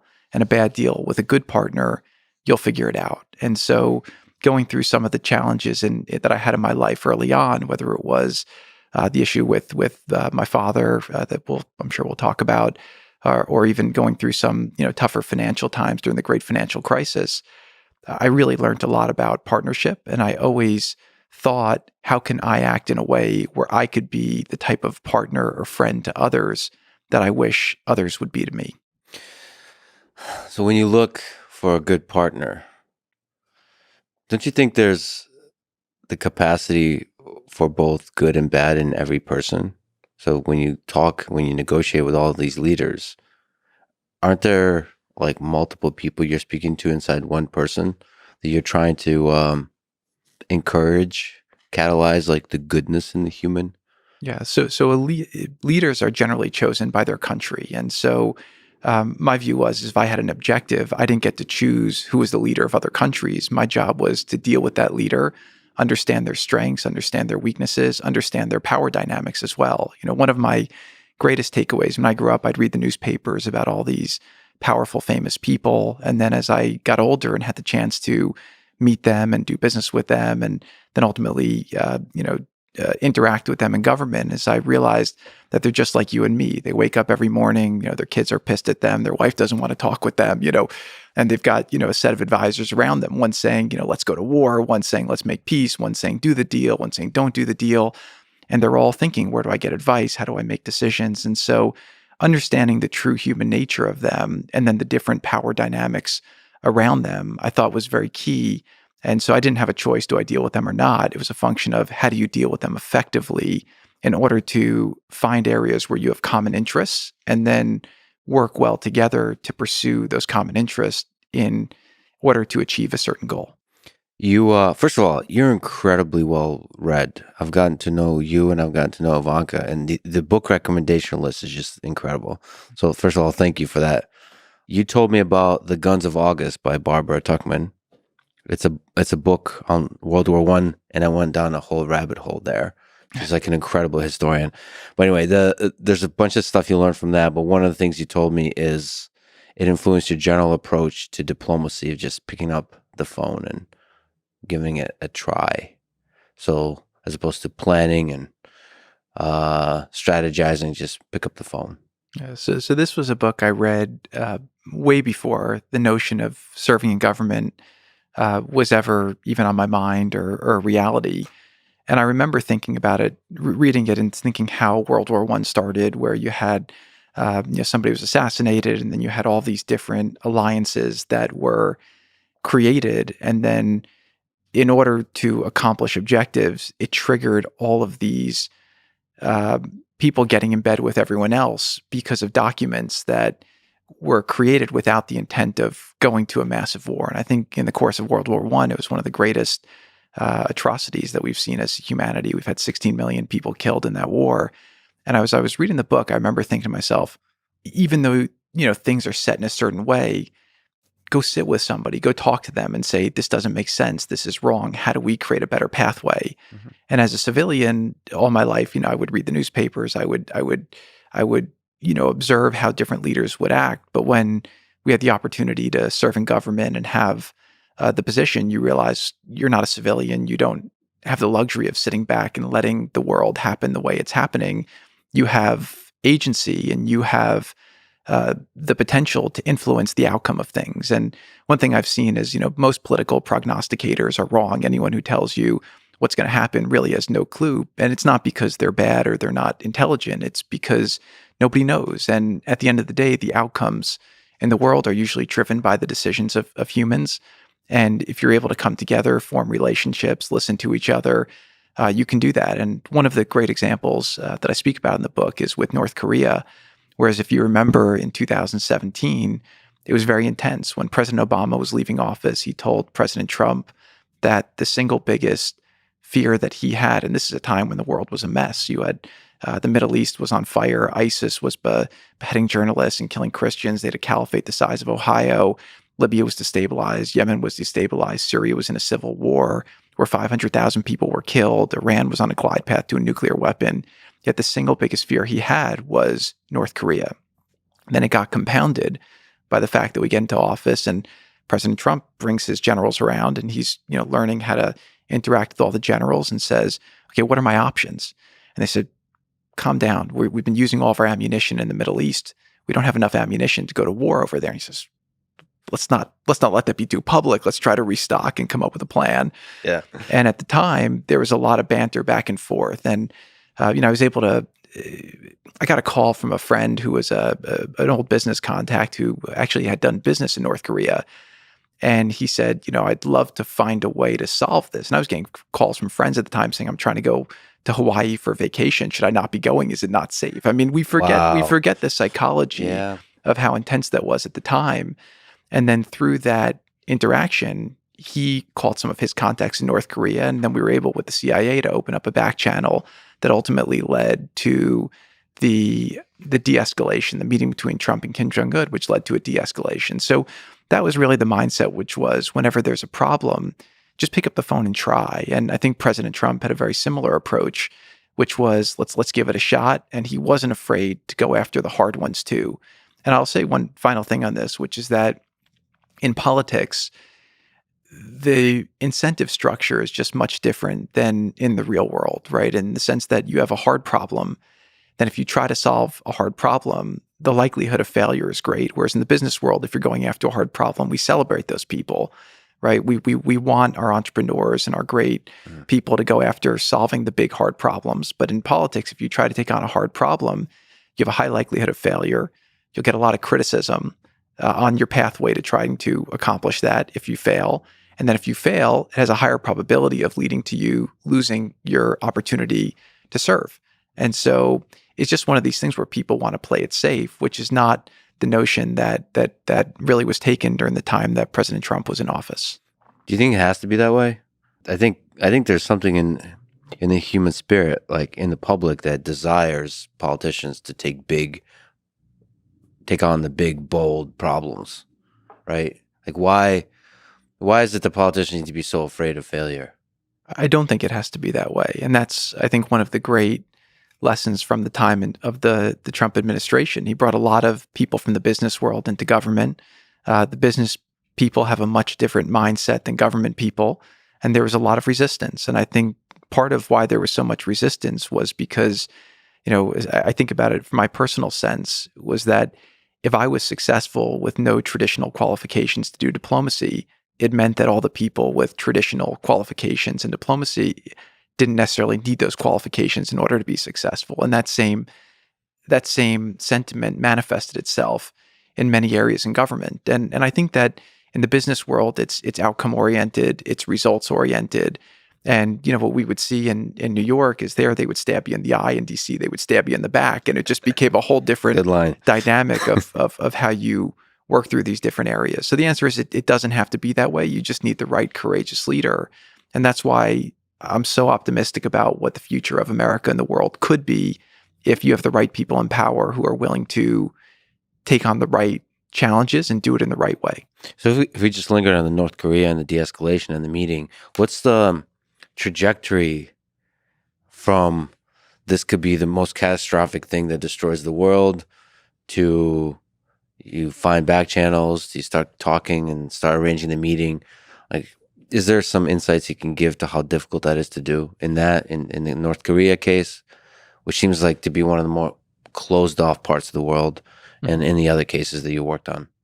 Yeah, it's always very challenging, and especially when you're going against the grain of what's established, right? We did something different to think that an old business contact that I had Sure. could then do it. I mean, that's the type of thing that, if the press knew what we were doing, they would have, derided it and criticized it in every which way. Hmm. But that was one of the benefits of operating very much below the radar, is that we were able to try all these different things, and not all of them worked, but some of them did. And, but that is what's amazing about the world, right? This could be the biggest story on the front page of every paper, and they're inciting fear in everyone. And it's not illegitimate fear. I mean, there were missile tests, over Japan. I mean, you had a lot of very big challenges with that file. And then all of a sudden we make contact. We go through negotiations to set a meeting. There's a meeting between President Trump and Kim Jong-un. And then all of a sudden there's a framework to try and move things forward. And again, I think that there's a lot of possibility there for what could happen if it's worked in the right way. I just want to know, like, how you word that first email or text message, like what emojis to use, like the hugging emoji. I mean, it's just personally, I've gotten to know a lot of powerful and rich people, and it's funny that they're all human, just like you're saying. And like a lot of the drama, a lot of the problems can be resolved with just like a little camaraderie, a little kindness, a little just reaching out. We're all human beings, and people want to be successful, and people want to be good, and you're right too. There's way more emojis involved in diplomacy than I ever would have expected. But and every leader, I'm sure, has their favorite emoji. This is also I learned about people. They use there's everybody has their go-to emoji. Like I usually go to the heart very quickly emoji. There's some people who go the hugging, where you're like doing the hugging thing. Anyway. This conversation quickly turned to the ridiculous. But to do another book reference, you mentioned the book 13 Days in September by Lawrence Wright in discussing all the work you've done in Israel and the Middle East.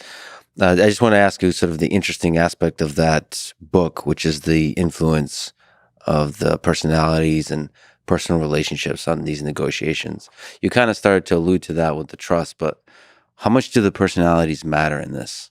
So going from North Korea to the Middle East here to within Congress and all that kind of stuff. Yeah, completely in every way. I mean, that's an incredible book, and it's a very entertaining read. It has obviously a lot of good historical context on some of the key players, whether it was Anwar Sadat or Menachem Begin or Jimmy Carter and Cy Vance and a lot of the others who were involved with those negotiations. And the thing that I kind of took from that experience was just how personal it was. And again, one of my favorite stories from that book was how Anwar Sadat, who was a big leader, he had a mystic who was, according to this book, again, history, I like reading it, but I always, realize that you have to notice that this is just the perspective of a given author that's writing it. But the way that they write this book was that he had an advisor who was a mystic, and the mystic was having a back channel with the Israelis. And the mystic told Sadat, if you go to Israel and you make a speech at the Knesset, Begin is ready to give you the Sinai. And so he goes to Israel. They set this whole thing up. He goes and gives the Knesset. They go for their meeting after. And Sadat says, okay, well, are we going to do this thing? And Begin says, what are you talking about? I'm not giving you an inch of our land. And it was just one of these things where it was a miscommunication that brought about the symbolic visit of Anwar Sadat to Israel. And that was one of these notions that just made everyone think that something was possible that they thought was impossible a moment before. And actually, we had an example like that during our time in government when we did the Abraham Accords. The first step of the Accords was really a phone call between President Trump, Prime Minister Netanyahu, and Mohammed bin Zayed, who at that point was the crown prince and de facto ruler of the UAE. But all we had was a phone call and then a statement that was released. And what was interesting after that is we said, okay, well, how do we integrate countries? Nobody's done this in a long time. And we were trying to figure out all the issues. And there's big miscommunications between Israel and UAE. And we were navigating through all the issues. And so after a couple weeks, I said, I've got to go over there and try to sort through these issues. So we make a plan to go to Israel, then we can go to UAE. And then a young gentleman who worked with me named Avi Berkowitz says, well, if we're flying from Israel to UAE, instead of flying on a government plane, why don't we see if we can get an El Al plane and we'll do the first official commercial flight?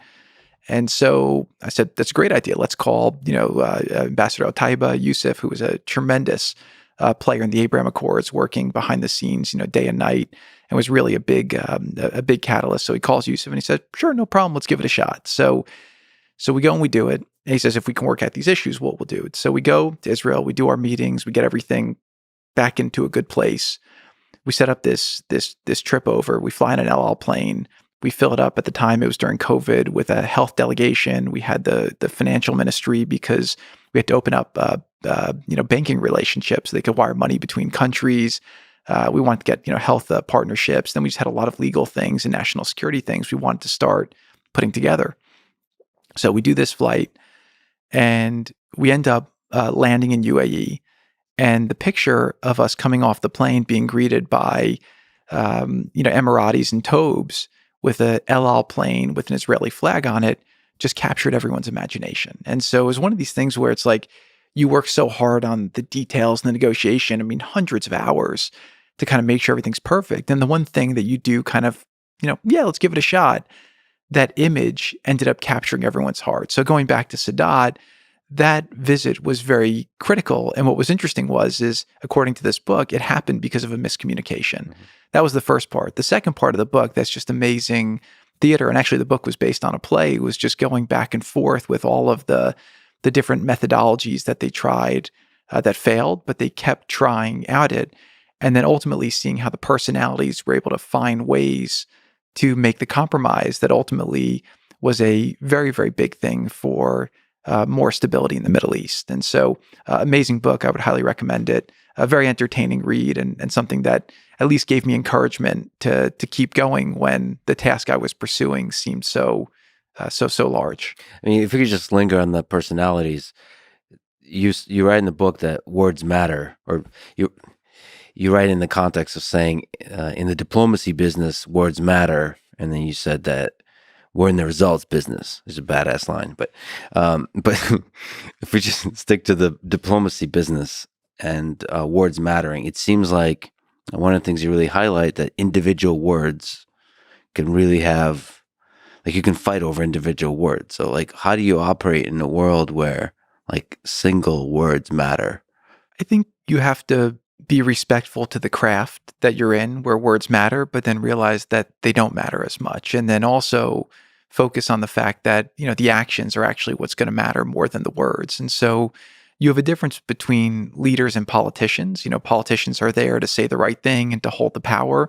Leaders are people who are willing to do things that will be transformational from my perspective. And so when I would think about diplomacy, words without actions or without the threat of actions, and that was something that President Trump did very well, was that people knew that he was willing to take action. He was very unpredictable in how he would act, and that made our words much more effective in what they did. So it's all a combination. But, coming from the private sector, we were all about results, right? If you're in government, you can work on something for 10 years and fail and then retire, and they consider you an expert. In the private sector, if you work on something for 10 weeks and you don't have a success, then you're unemployed, So it's a different kind of notion. And it was just understanding the mentality and trying to adjust and bridging the divides between the different trainings. Is that the biggest thing you took from your business background? Is that just be really results focused? It was just the only way to be. I mean, if I was giving up a nice life in New York, and if I was giving up, the stuff that I really enjoyed, the company that I'd helped build, and the life that I was enjoying in order to do government, I was going there to make a difference, and we had to focus on it. The other skill set, so there was a couple skill sets that I found were quite deficient in government. First of all, there was a ton of amazing people. I mean, people talk about the bureaucracy. What I found is you had incredibly committed, passionate, intelligent, capable people all throughout the government. And what they were waiting for, though, was direction and then cover in order to get there. And so there were a lot of tasks that I worked on, whether it was, building the wall at the southern border, where I was able to work with, Customs Border Patrol, Army Corps of Engineers, military, DHS professionals, DOD. And we basically all came together. And then once we had a good project management plan, we were able to kind of move very, very quickly. I think we built about 470 miles of border barrier in about 2 years, basically. And that worked very well because we basically brought private sector project management skill sets, which were quite often missing in government. The second one is just, we spoke about negotiation earlier.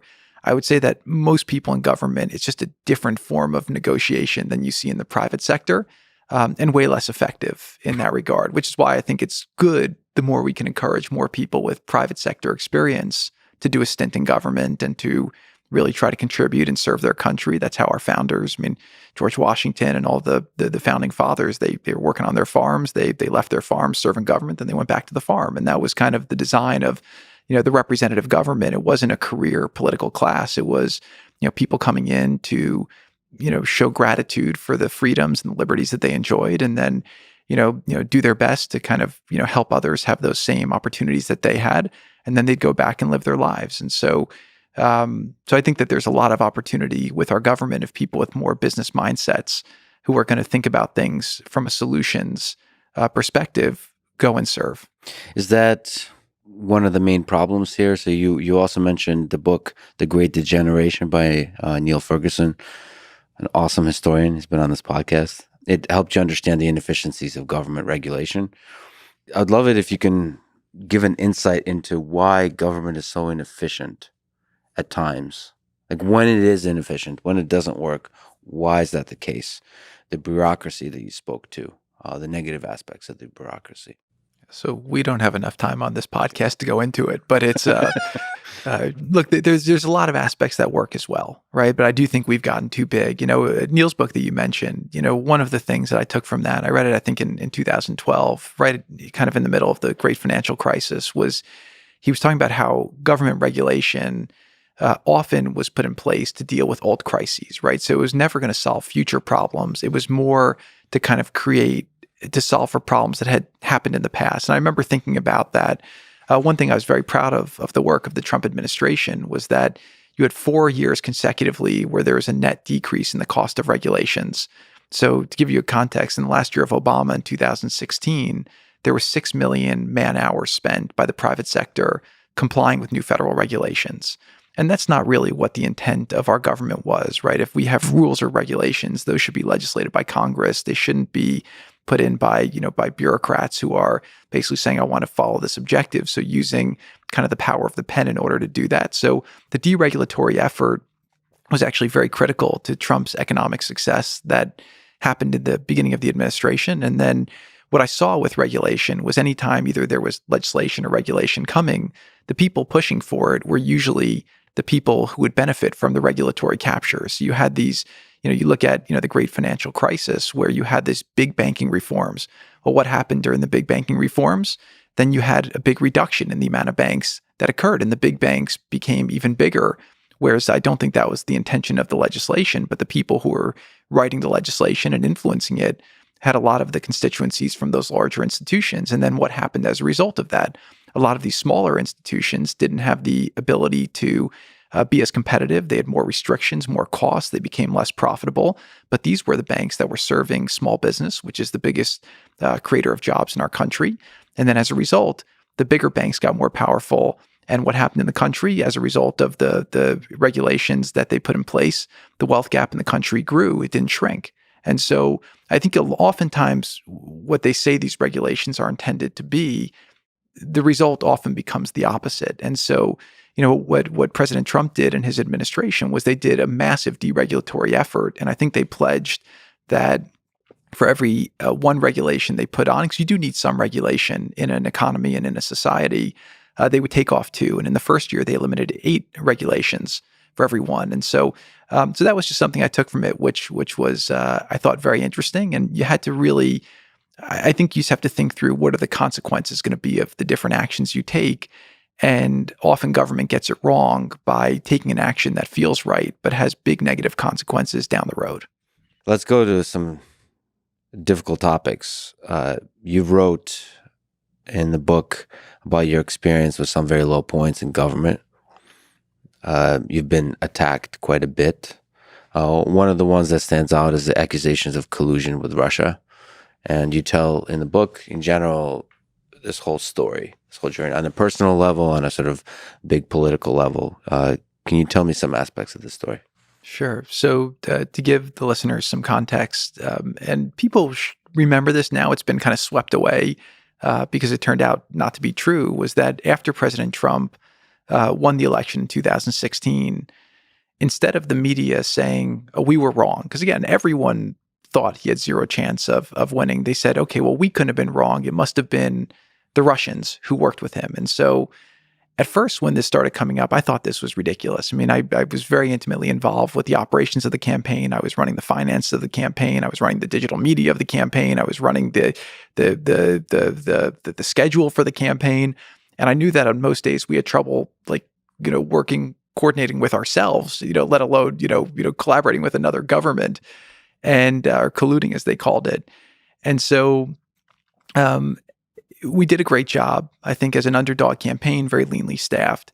And then they said that, we were working with the Russians. And so at the time, I didn't take it too seriously because I knew there was no truth to it. But it was amazing to me to start seeing all of these institutions, whether it was CNN, the Washington Post, New York Times, these were news organizations that I grew up having a lot of respect for, taking these accusations so seriously and then working themselves up in order to just cover it for 2 years. And then as a result, you had a special counsel, you had a House investigation, a Senate investigation. And I personally spent about, I think, over 20 hours just testifying before these different committees. Again, spent millions of dollars out of my own pocket on my legal fees to make sure I was well represented. And the reason I did that was because I saw in Washington, it was like a sick game, right? It's almost like, even though there was no underlying problems to the accusation, I felt like this is one of those things where they're going to try to catch you. And then if you step on the line, they catch you with one misrepresentation, they're going to try to put you in jail or worse. And so for me, that was a big concern. So, it was amazing. I mean, my poor mom, I told her to stop, reading whatever. I said, I promise you, we didn't do anything wrong. It's good. But, she'd call me and say, well, our friends were, on the Upper East Side, we're talking with Chuck Schumer, says Jared's going to jail. We know for sure that he colluded with the Russians. And this is like a leading senator saying things like this. And so it was just interesting for me to see how the whole world could believe something and be talking about it that I knew with 1,000% certainty was just not true.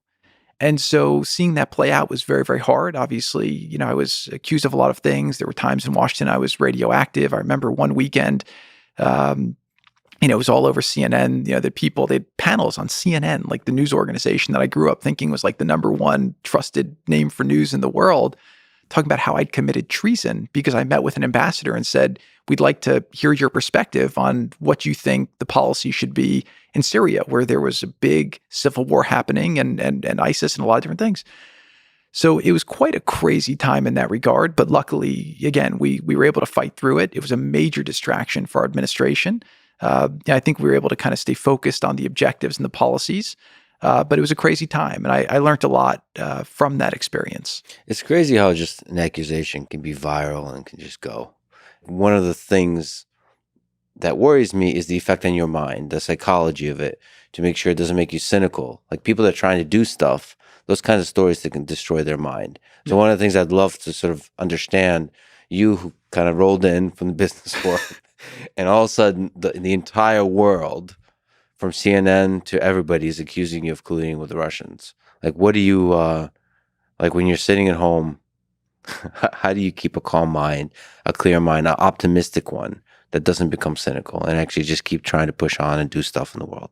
So it was a surreal experience. I would say number one is I felt very confident that I hadn't done anything wrong. So, I'd always tell my lawyer, the good news is I've got a good fact problem, right? Like I need a good lawyer to get me through it, but it's much easier to be a good lawyer if you have a very innocent client. And so, the fact that I knew that I didn't believe that I had any legal liability helped me kind of intellectually separate the challenge I needed to do to fight through it from it. And then I just basically said, I'd had hardship earlier in my life where I dealt with the situation with my father. And what I realized there is that you can't really spend energy on the things that you don't control. All you can do is spend your time and energy worrying about what you can control.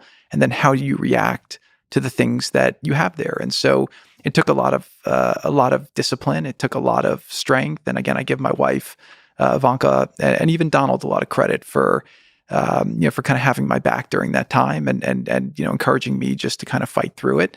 And then I also had to make sure that I didn't allow that to distract me from my job. I felt like I had an amazing opportunity in the White House to make a difference in the world. And if I would have spent all my time playing defense, in politics, it's a time duration game. In business, you have whatever duration you set for yourself. In politics, it's time duration. We had 4 years. Every day was sand through an hourglass. My mindset was, I need to accomplish as much as I can in these 4 years. And I guess the traditional game that's played in Washington is whether it's the media, the opposition, their job is to distract you and then try to stop you from being as successful as you want to be. And so just fought through it. And wasn't always fun, but we got through, and thank God it's something people don't talk about. And it has been amazing to me, just the lack of self-awareness and reflection of a lot of the people who hyped this up for 2 years. They don't think there was anything wrong with it. And that's interesting. But, my view is we got through it. It's good. So it's in the past. And then I started moving to the future, and that's really where I spent my time. Yeah, but I want to linger on it because to me, that has a really discouraging effect on anyone who's trying to do positive in the world. Like, these kinds of attacks are intense. Yeah. I mean, you say kind of one of the lessons you learned is that you really have to be perfect, but I hate that to be the lesson. Like, I feel like you should be able to do stupid stuff, take big risks, and like people celebrate the big risks and not try to weave gigantic stories over nothing. So I just want to kind of understand the two aspects of this, how to not have such stories have so much legs, and the other is how to stay psychologically strong. So you kind of waved it off that you didn't have a fact problem, but it can just have a effect in your psyche. Yeah. You seem to be pretty stoic about the whole thing, but like just on the psychology side, how did you stay calm and not become cynical where you can continue to do stuff and take big risks? I didn't have a choice. What do you mean? I mean, I could have spent every day feeling sorry for myself or complaining or saying things aren't fair. But the general way I looked at it was that in life, every opportunity has a cost. And, you could look at it and say, maybe this was a massive cost, either in dollars or in time or in reputation or in emotional drain. But you could also say that, I had an opportunity to work in the White House, and I had an opportunity to work on some of the hardest challenges. You talk about how that's not celebrated. That is something very different. In the private sector, when you take on big challenges, that is celebrated. In government, when you take on big challenges, people want to see it fail, or they want to criticize those people who are trying to take that on. And I think that's wrong. And I think that, as a country, we should be thinking big, we should be dreaming big, and we should be encouraging our politicians to try and to fail more and to go and to take on big things, knowing that there's risk of failing. Obviously, we want them to succeed, not to fail, but let's take on the big things. Let's try to do that. So I think it's just very basic that, you're in a situation. I've made decisions. I can't go back and change decisions in the past. I still felt, very blessed to be in the position I was in. And I knew that I just had to work through it. And like I said, I was very lucky to have, support from my wife and from my family and from good friends. Again, I think I'd chosen very good friends in life, and my friends were with me. I had one friend who my lowest moment, got on the plane. He lived in Arizona, got on a plane and came just have dinner with me to say, just pick your head up. I know you're down now. You're going to be fine. Just fight through. That meant a lot to me. And again, I always think in my life, you don't learn as much from your successes. You don't learn as much from your high points. You learn the most about who you want to be and how the world works from your lowest moments. And at those lowest moments, it made me better. And it taught me how to be a better friend to people who are in tough situations. And I tried to just get tougher, and I tried to just get better and work through it. Yeah, you said that you and Ivanka, this intense time brought you two together and helped you kind of deal with the intensity of the chaos of it all. So I think it was just number one, knowing that you had a partner and knowing that you had somebody who loved you and believed in you. I think that was definitely by far the biggest of anything. And love is the answer. Love is very important. But then there's also a lot that I've learned from her, always, getting me to read different books or learn different things, which I love. But she's also, I think, an amazing role model. And I go through our time in Washington where there were so many people who were, I thought, very um, nasty to her unfoundedly. And I'm not talking about individually, because again, most people interacted with her were super kind, but I would see people, on Twitter or different places go after her, and she always stayed elegant. And I felt like that was something that she never stooped down to a lower level. She kept her elegance the whole time. And she really went to Washington wanting to be a force of good. And I see all the time that she follows her heart. She does what's right. And she has a very strong moral compass. And I feel very lucky to have her as a partner, and I respect her tremendously. Yeah, she walks through the fire with grace, I would say. And she's recommended a bunch of amazing books to me, and she has an incredible, a fascinating mind. So, but one thing that jumped out to me is you both love diners, Jersey diners. So I lived in Philly for a while, and I traveled quite a bit, and traveling from Boston down to Philly, maybe to DC. Mm-hmm. You can drive through Jersey. There's something about Jersey. It's I don't know the what it best. is. It's the You best. you listen to Bruce Springsteen. There's Louis C.K. has this bit where I think it's part of criticizing cell phones today, where people are too much on their phone. They don't just sit there, be bored. But he uses that story to tell where he's just driving and a Bruce Springsteen song comes on, and he just wants to pull over to the side of the road and just like weep for no unexplainable reason. I think that's true, because life is difficult. Life is full of suffering or struggle or challenge and so on. There's sometimes it's always Bruce Springsteen, but like some kind of song like this can really make you reflect on life, that melancholy feeling. But that melancholy feeling is the other side of the happiness coin, where if you just allow yourself to feel that pain, you can also feel the highest joys. Mm-hmm. That's the sort of the point Louis C.K. makes. And there's something about Jersey with the diners, often late at night. Now, there's several diner experiences, I should say. Okay. There's like the family friendly, there's a nice waitress, and just there's a sweetness, a kindness, like hello, sweetheart, that kind of thing. There's also like the 3 a.m. diner, where you're like the ones that are open 24 hours, Mm-hmm. that has a romantic element when you're a young man or young woman, you're like traveling, the loneliness of that. There's all of it. Mm-hmm. The American diner is like, from like Jack Kerouac on, represents something. I'm not sure what that is, but it's like a real beautiful experience. And the food itself too. Oh, always what is it? fresh. Yeah. The thing with diners, there's so much to love about it. And I grew up obviously in New Jersey. When I'd go, with my father to business, he'd always stop. We'd eat at a diner. Or late night, I'd be coming back with my friends. We'd stop at a diner. And it's a tradition that Ivanka and I love doing as well. And I think there's a notion of it's very egalitarian in that, people from all places are there. You could order basically whatever you want. I mean, the menus at the diners look like the phone book. That's great. And it's amazing how they keep, so much fresh ingredients to do it. At least the good ones do. I'd love, as a Jersey guy, that you get mozzarella sticks and an omelet, at any hour of the day, because most of them are open 24 hours. And that's basically my Ivanka, my go-to. We'll throw in a milkshake or two as well. Nice. But for me as a kid, my father would take me. Sometimes I'd sit with him in the meeting. Sometimes I'd be at the table next to him.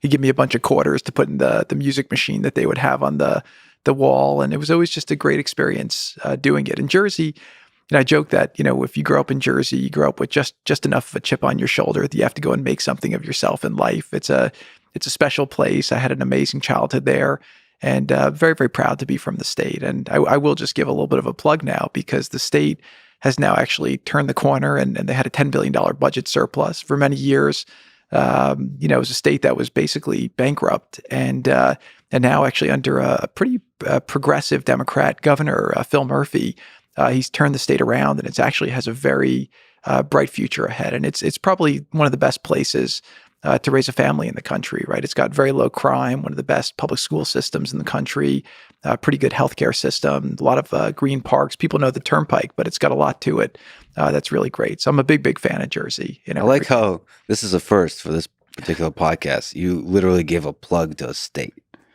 So New Jersey, everybody. It's where it's at. There's South Jersey, there's North Jersey. I mean, there's all kinds of jerseys too. I mean, the whole thing. And don't get me started on the Jersey Shore, Lex. Jersey Shore is a whole thing. And I'm not talking about the snooky part. I'm talking about the real nice parts where you have great food, great people. What do you mean nice parts? It's all beautiful. The full range of human characters that are in New Jersey are all beautiful. I agree with that. And every time I travel across the world, there's always to meet somebody from New Jersey, and you kind of give a nod of a deep understanding. It's the cradle of civilization in many ways. Okay, so back. I don't know how we got there. Oh, all right. Going back to the low points. You mentioned your father. If we could just return there, even just the personal story of your father, of that you write about, that of the betrayal that happened in his life, and then how he responded to that betrayal, and he was after that arrested. Can you just tell the story? Sure. So my father is an amazing person, and we grew up in New Jersey. My father was a big developer, a great entrepreneur, built an amazing business. He got into a dispute with two of his siblings, and through that dispute, they basically took all of the documents in his company, went to the U.S. Attorney's office, and turned into from a civil dispute into a real public dispute. My father did something wrong in that process, and when he got arrested for that, he basically said, what I did was wrong, and he took his medicine and he did it like a man, and he said, I'm going to go to prison, and he did that for a year. And so for me, that was a very challenging time in the family. Obviously, it was a shock. It was a total change. I mean, I grew up, my childhood was, I think, a very nice childhood. My parents always said, do good in school, work hard. I was very, very focused on my athletics. I was captain of the basketball team, captain of the hockey team. I ran a marathon with my father, and it was always about pursuing. Went to Harvard, graduated with honors, and then was in NYU pursuing a law degree and a business degree. And I was working at the Manhattan District Attorney's Office at the time, actually thinking I wanted to go into public service. Because my father always taught us, we were always surrounded by politicians. And he always said, my parents came to America, they lived in the land of opportunity, and they had these opportunities because this is the best country in the world. And so you should, be successful, work hard. Don't ever let your opportunities become your disadvantages. Because you have advantages in life, you have to work harder. And that's what he instilled in myself and my brother, and always pushed us to make the most of ourselves. And when we did that, everything changed overnight when my father got arrested. Obviously, it's very embarrassing for a family when you're on the front page of the papers. I would see the newspapers writing all these things about my father that I didn't think were representative of the person that I knew. It was a big change for our family. And, I was angry. I said, I could be angry at the prosecutor. I could be angry at my father's brother. I could be angry at my father's lawyers. I could be angry at my father for making this mistake. And then I kind of said, that's not going to change anything. And I had a real shift. And I do think that was a turning point in my life where I basically said, let me focus on the things I can control. Let me focus on the positive things I can do. And from that moment forward, I said, how can I be a great son to my father? How can I be a great older brother / substitute father for my two sisters and my younger brother? How could I be there for my mother? How could I be there for my father's business? And I just went into battle mode, and I put my armor on, and I just ran into it. And for the next 2 years, it was every day was painful. I mean, I was dealing with banks. I was the company was still had subpoenas. I was still in law school. I did tell my father I wanted to drop out of law school and business school, but he said, please don't. So I would basically go to law school one day a week, or maybe I'd skip it most days, and I'd go to his office every day. And my friends would joke that if my professors wanted to fail me, the law professor would have to give me a test that had 4 pictures and say, circle who your professor is, but I would basically take a week off. I'd read the books, and I did well, and I got my degrees. It was just a very, very challenging time. But like I said to you before, is that you learn the most about life, and you learn the most about humanity and yourself when you're in your most challenging periods. And I'll say that, that experience also changed, the people I interacted with. Spending weekends with my father down in a prison in Alabama, I met the other inmates, I met their families. I spent time then trying to advise the children of other people who were going through the same experience that I'd gone through on how to navigate it, correctly. And you just learn a lot about the world, and you see that, in life, everything could get taken from you, your status, your money, your friends. I saw that, certain people were very disloyal to my father at the time, who he thought were friends. It was only a handful, but again, I learned from those people, how can I be a true friend to people? How can I be better? And I learned a tremendous amount through that experience. You write that your father told you about being humble. I'd love to ask you about this, that in life sometimes we get so powerful that we start to think we're the dealers of our own fate. We're not the dealers, God is the dealer. Sometimes we have to be brought back down to earth to get perspective on what is really important. What do you think he meant by that? What did you learn from that experience? What the way I interpreted at the time, and those were very, very memorable words. And it occurred, I was down after I picked up my father from the arraignment. I drove him down. I drove the car, and my father and I are very, very close. And he didn't say a word for the whole time. And I think he was processing, number one, what was happening to him. And I couldn't even imagine. But I actually think the bigger pain for him, because my father is such a committed person to the family, is like, did I let my family down? Did I let my kids down? And I do think he felt at that moment like his life was over.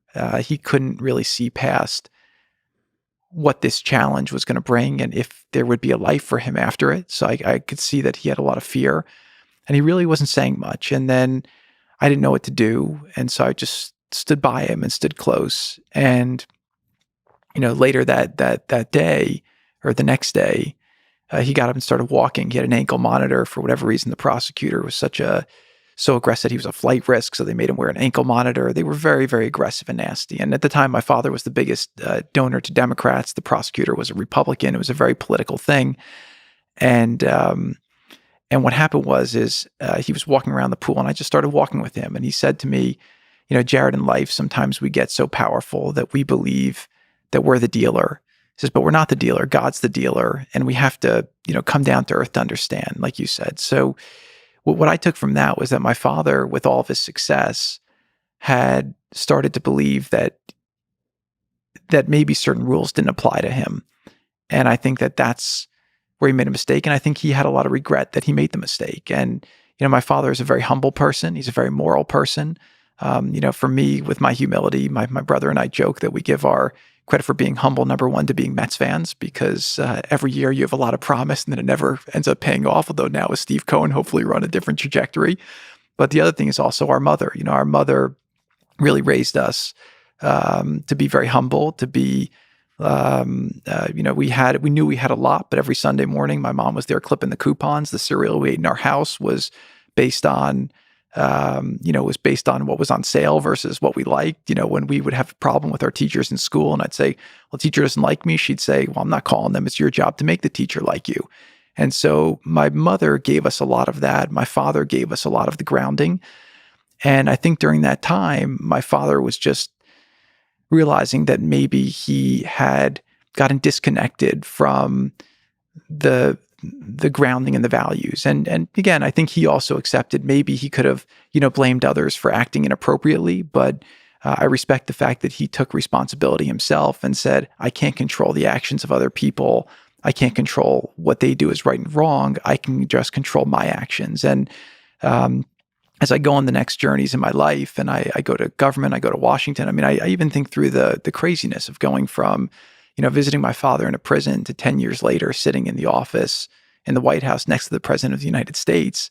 And I think about that story and that it's a story that only God could write. And I really believe that you have to have a lot of faith because the lows and the highs are both so extreme and unbelievable that I feel like those low moments in some ways allowed me to keep my grounding and to understand what was truly important in life for when I ended up going through those other moments.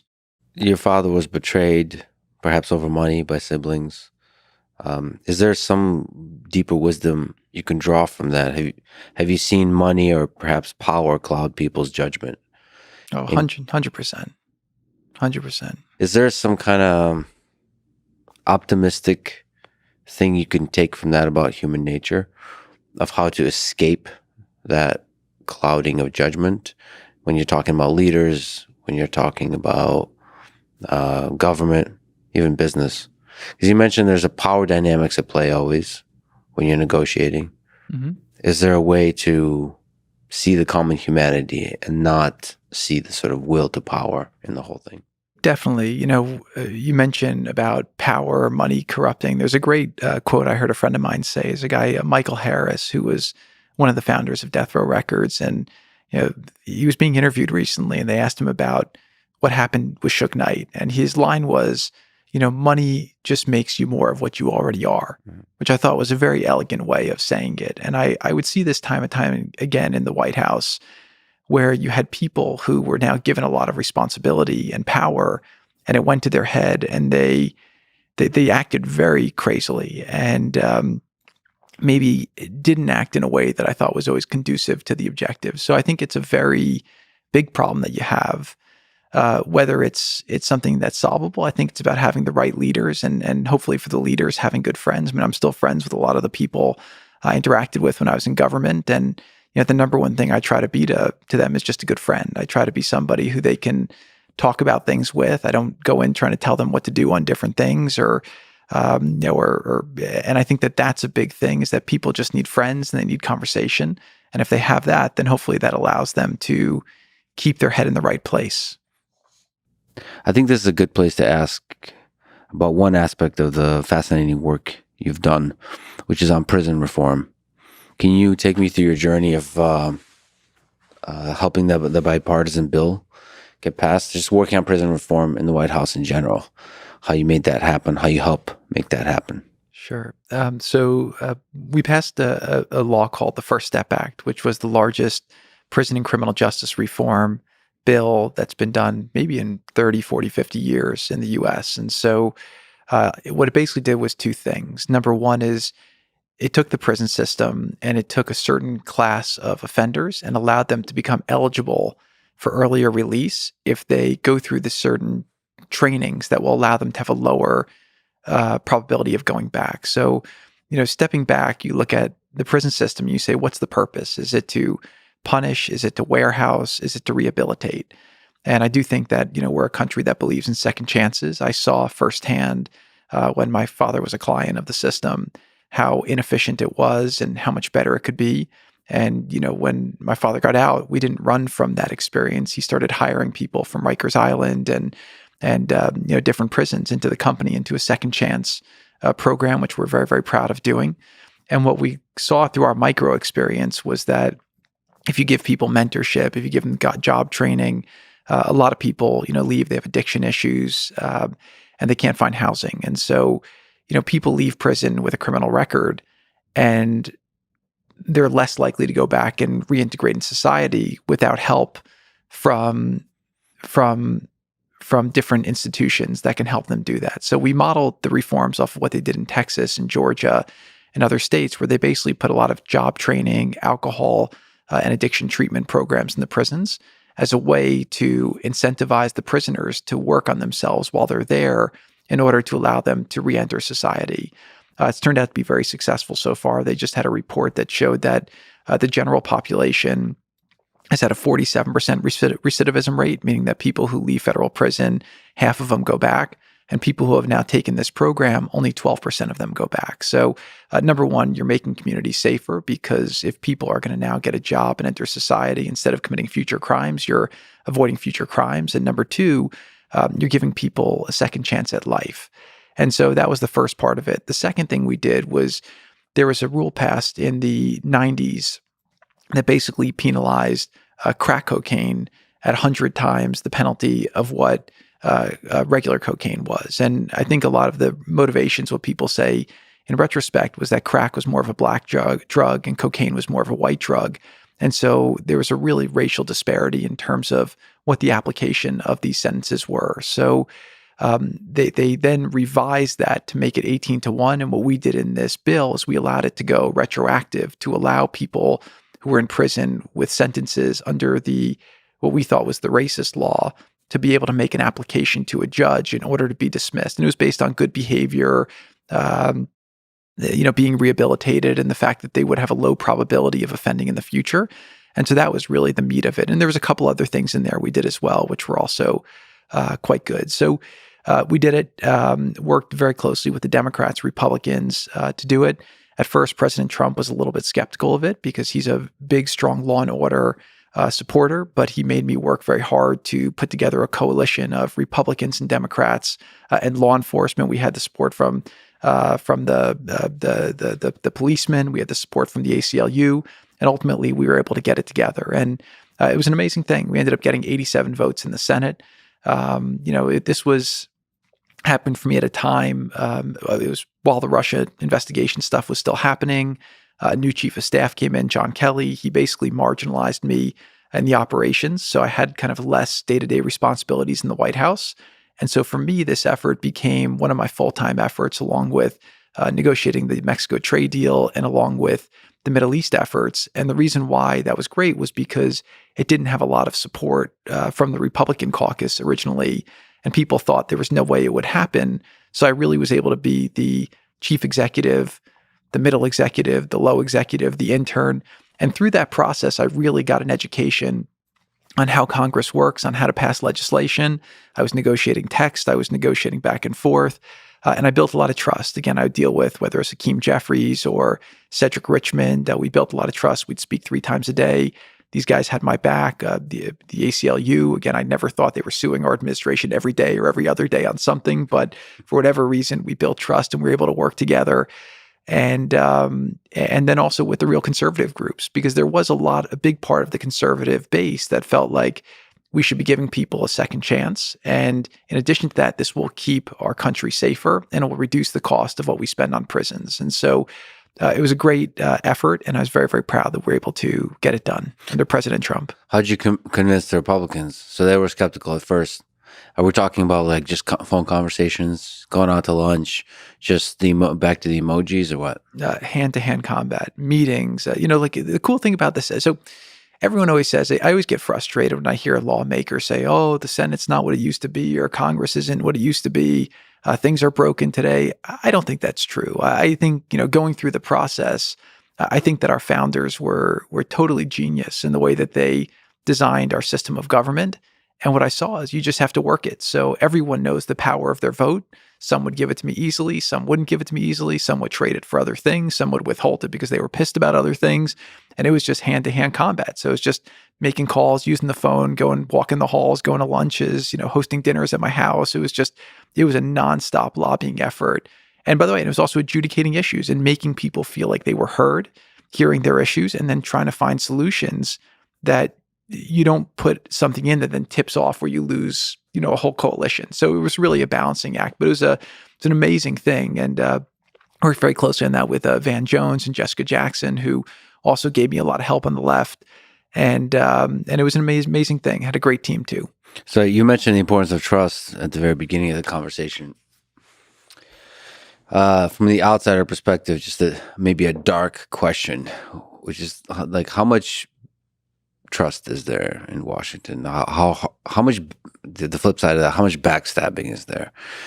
Can you form like long-term relationships with people on a basic human level where you're not going to be betrayed, screwed over, manipulated for, again, going back to the old money and power? The answer is yes, and the answer is no. So I made some incredible friends, lifelong friends, through my time in Washington. But the way I think about it from politics, and I think in geopolitics as well, is I would say that politicians really don't have friends. Politicians have interests. And as long as you kind of follow that rule, you should be able to know how to rate where your relationship with a given person falls in the spectrum. But I do think I was the exception. I did make some tremendous friends. And again, I'd go back to what I said about negotiation, where, when you're in a situation where there's really nothing in it for any of you personally, but you're in a foxhole together and nobody in Washington can get anything done by themselves. So you have people coming from all different backgrounds, all different experiences, all different geographies, coming together, agreeing on an objective, creating a plan, and then every day rowing together in order to get it done. It's a beautiful thing. And you really learn what people are about. And so when you go through an experience like that, you learn who's in it for themselves. You learn who's in it for the cause. And, for every, thing you read about in the press of a fight I had with somebody because we were at odds, I have about, 100 people who have become lifelong friends because I respect the way that when we were under fire together, they got better, they were competent, and they were there to serve for the right reason. And so, I guess the answer is yes. It is possible. You have to be careful because there are a lot of mercurial people there. I always say that politicians are like gladiators. I didn't have as much respect for politicians till I got there. But if you think about it, everyone who's got a congressional seat or a Senate seat, there's 25 people back at home who want their job, who think they're smarter than them, who are trying to backstab them. And so I always say that the political dynamic, it's like in the private sector, you're standing on flat ground. You choose which fights you take on, when you take them on, how you fight them. In politics, it's like you're standing on a ball. And what you have to realize is that there's maybe like 10 things that you have to do, but there's a potential cost to taking on each one that might destabilize you. You fall off the ball, and then you lose your opportunity to pursue those. You have to always be kind of marking everything to market and going through your calculations to make sure you can accomplish what you want to without falling off the ball and losing your opportunity to make a difference. I guess people like power. And I just feel like to be a good politician, you should be willing, like good meaning good for humanity, be willing to let go of power. Try to do the right thing. If there's somebody back home that does manipulative stuff, screws you over and takes power from you, it's okay. I feel like that kind of humility is required to be a great leader. And I feel like that's actually a good way to have long-term power because karma has a viral aspect to it. Just doing good by others, I feel like, is I'd like to say that's true, Lex. I think it's just way more complicated. I mean, you look what happened this week with Kevin McCarthy, right? He did what he thought was morally right. He thought, he did a bipartisan deal. He was told that, they would have his back. And then the moment things got tough, they cut him loose. So again, I don't know if if that was the right thing or the wrong thing, right? I've also seen leaders on the other end say, I'm going to do things that are short-term, more selfish, but the way they justify it to themselves is to say, I believe that myself staying in power is existential to the greater good. So I will do things that maybe are not in the greater good now because I believe that my maintaining power is. And so it's complicated.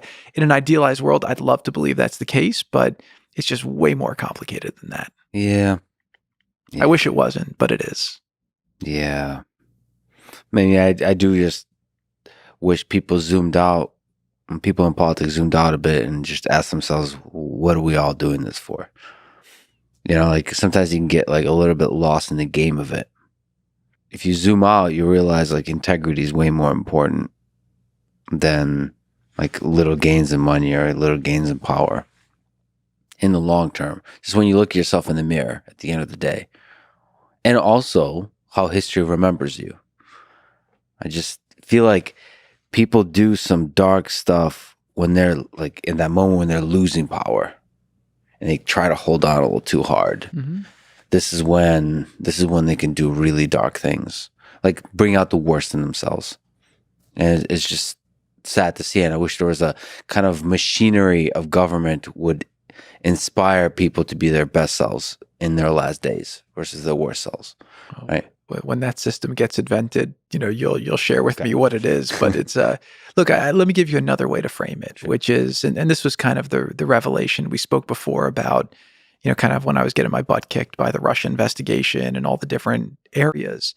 But kind of the basic framework I looked at was, I said, okay, this all feels tough, but I said the game's the game. The game's been here, way longer, but way before I came, and it'll be here way long after I leave. And so I have two choices. I can complain that the game's tough, it's not fair, it's not moral, or I can go and I can try to play the game as hard as possible. And I think that there's two different things, right? You have people who are willing to kind of sit in the stands and they're willing to yell at the players or make their points known, or you have people who are willing to suit up and get in the arena and go play. And I have a lot of respect for the people who suit up and go play. And again, some of them, I wish they would play for different means, but the fact that they're willing to put their name on the ballot, make the sacrifice, and go put on the pads and get hit and hit others, I think that you need those people. And I wish more people who had maybe the moral wiring that you discussed would be putting on a helmet and going to play, because it's hard. It's hard. I agree with you. I just would love to fix the aspect of the Russia collusion accusation, the virality, the power of that, because that's a really discouraging thing for people. Maybe it's the way it has to be, but it seems like a disincentive to people to participate. It is. But I'll give you, again, an optimistic side of it is that, what you're seeing now with social media is I do think Yeah. with what's happening at X, there is now more of a reversion towards more egalitarian, right? And egalitarianism of information. And so for many years, the media publications were the gateholders, they were the gatekeepers. And then you had these social media companies that grew, they became so powerful, but then they were tilting the scales. Why they were doing it, we can go through long explanations for that. But if there truly is a real forum and a democratization of information, then you would think that the marketplace of ideas would surface the real ones and discredit the non-real ones. And I think that as a society, we're starting to kind of come to grips with the fact that the power dynamic is changing and that some of these institutions that we used to have a lot of faith in don't deserve our faith. And some of them, will actually reform and maybe re-earn our faith. So I think that there could be an optimistic tone. Again, the years of Trump, I think that he was an outsider and, he represented something that was existential to the system, right? You think about for the 30 years before, you were either part of, the Clinton dynasty or the Bush dynasty. I think a lot of people in the country felt like that whole class, whether you were wearing a red shirt or a blue shirt, wasn't representing them. And Trump represented a true outsider to that system. And I do think that as he went in there was a lot of norms that were broken to try to stop him from changing the traditional power structure. So I think that we're at a time where maybe there will be an optimistic breakthrough where you'll have institutions that will allow for a lot more transparency into what truth really is. I'd love to go back and talk to you about the Middle East because there's so many interesting components to this. Let's talk about Saudi Arabia.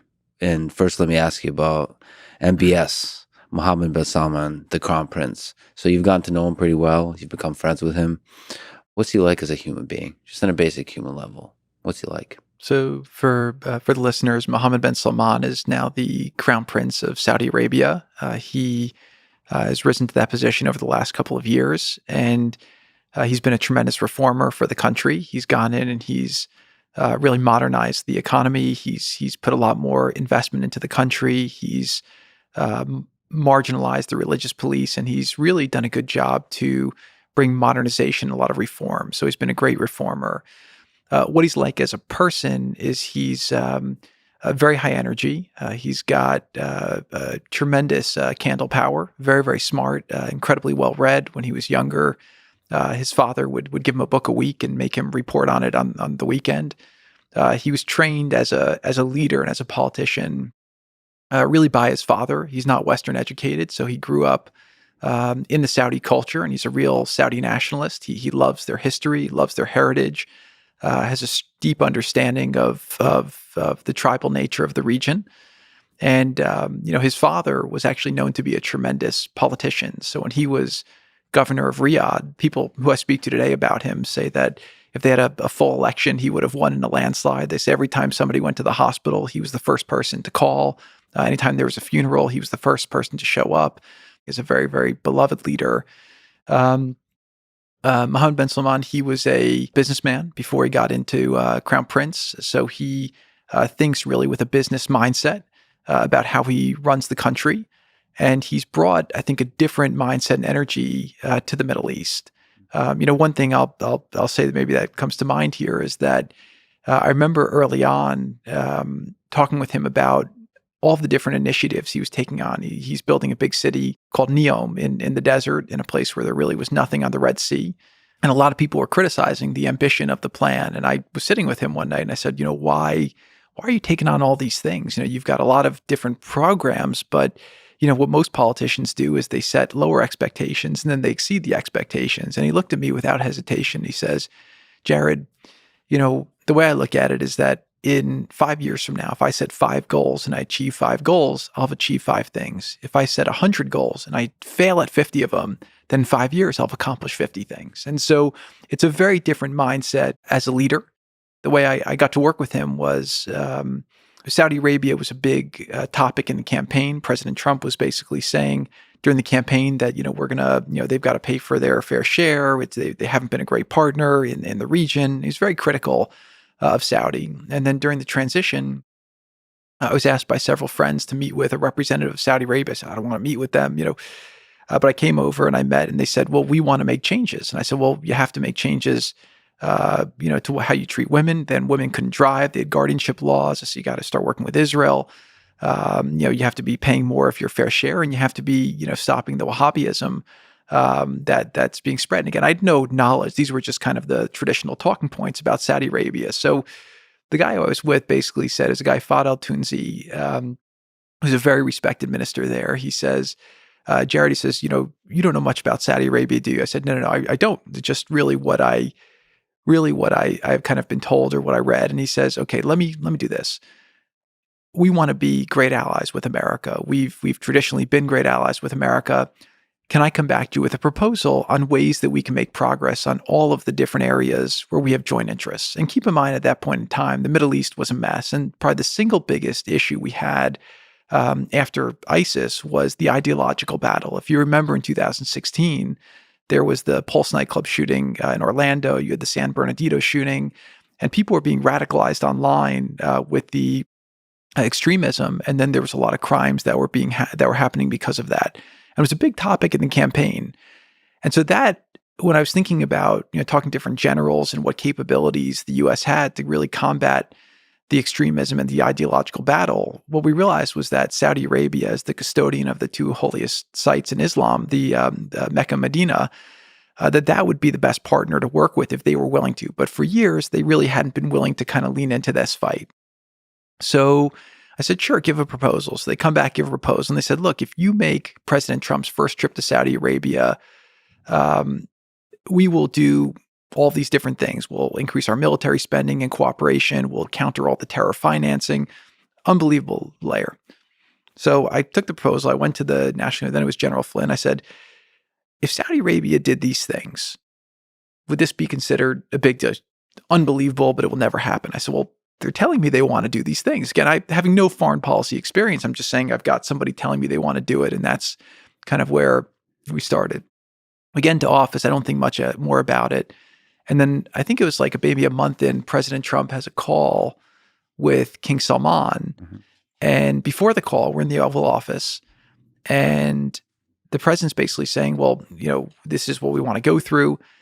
And I have Secretary Mattis and Secretary Tillerson, the Minister of Defense and the Secretary of State, basically saying, you have to deal with MBN. MBN is the guy who's been our partner for all these years. He's the head of intelligence, and he's been a great partner. I said, well, if he's been a great partner, then why do we have all these problems that you guys are complaining about with Saudi? Mm-hmm. I said, I've been told that we have this proposal from MBS, who's the Deputy Crown Prince, and that's who we should be dealing with on this. And so the phone call starts, and President Trump listened to both of us.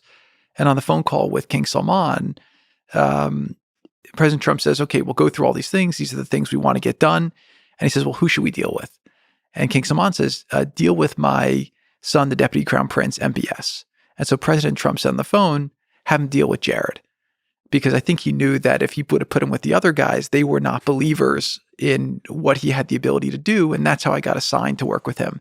I get back to my office after that, have an email from him, spoke to him for the first time, and then we just went to work. And a lot of people were betting against that trip. They thought it wasn't going to be successful.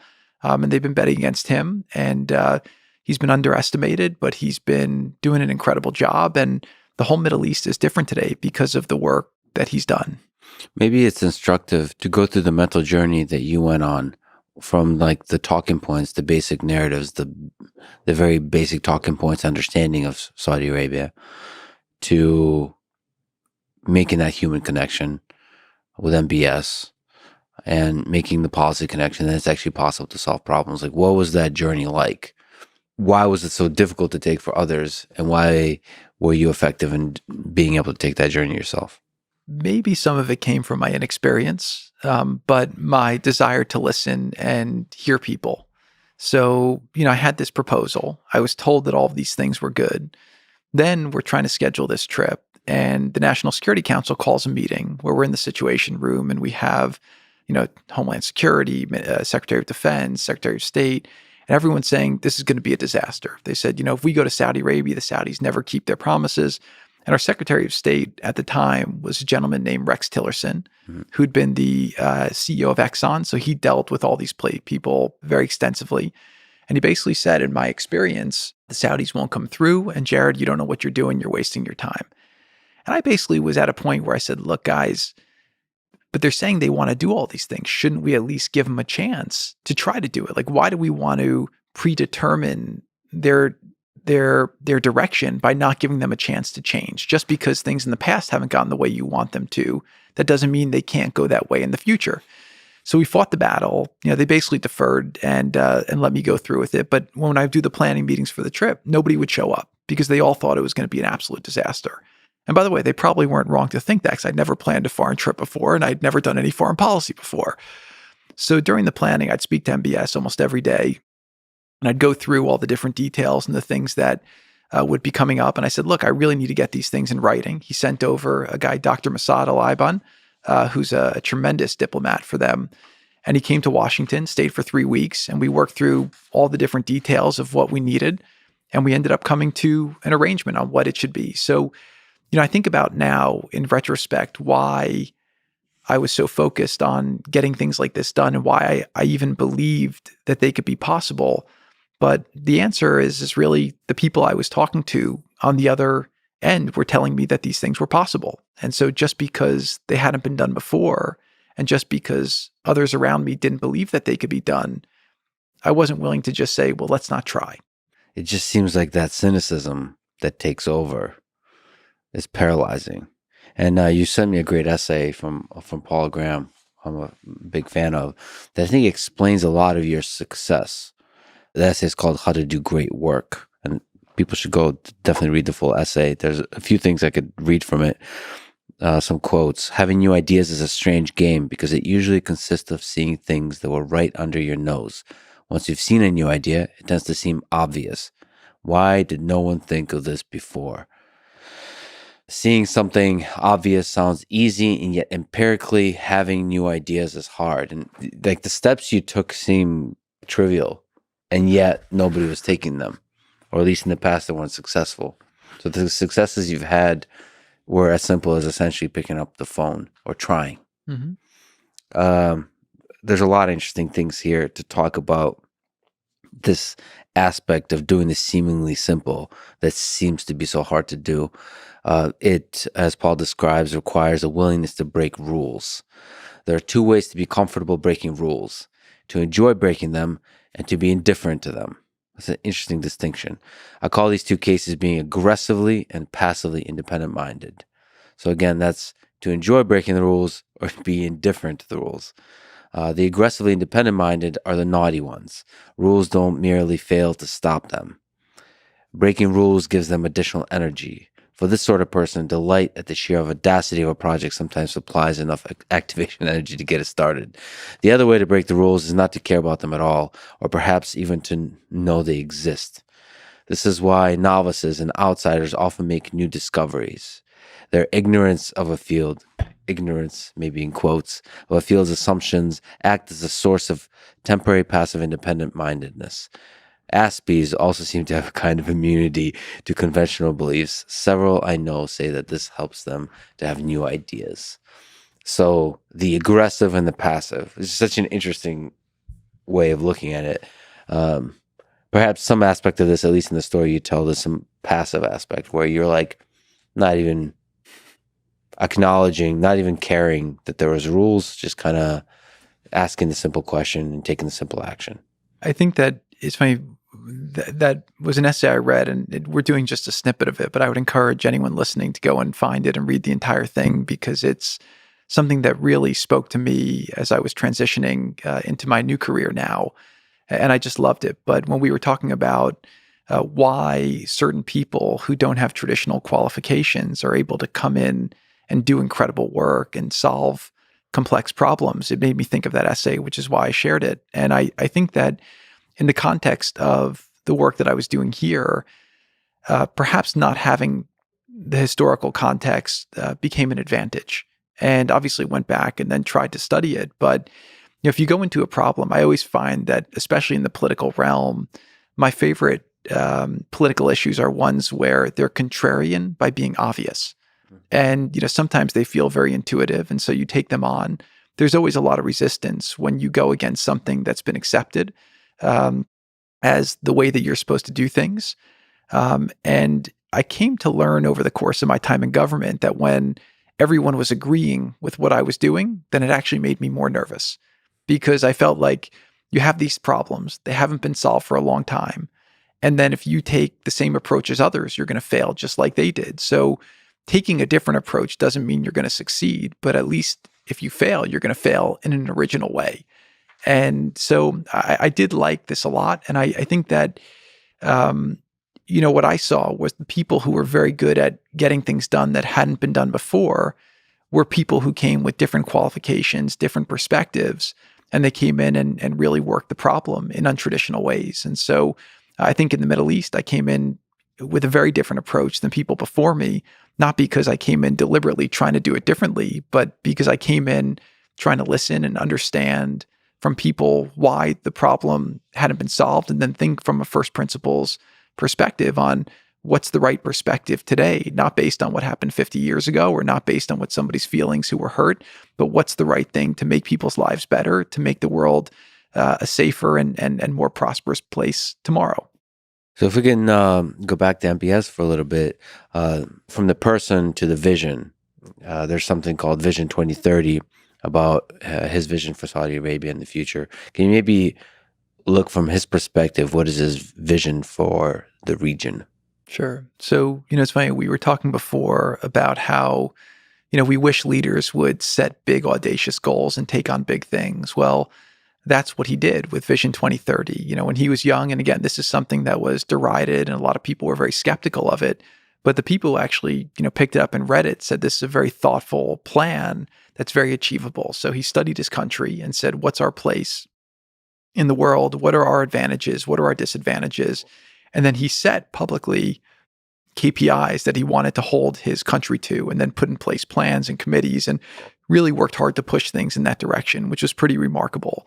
I think that it's something, when I saw it, I thought it was very refreshing. I said, wait, in America, why don't we have, set goals? Why don't we have KPIs? And I do think that it's something that most countries, if not all countries, should have, right? One of my favorite quotes was from the Alice in Wonderland, where the Cheshire Cat says, if you don't know where you're going, it doesn't matter which path you take. And so I think that that's something that really helped set them on a good path, and they've been very successful with it.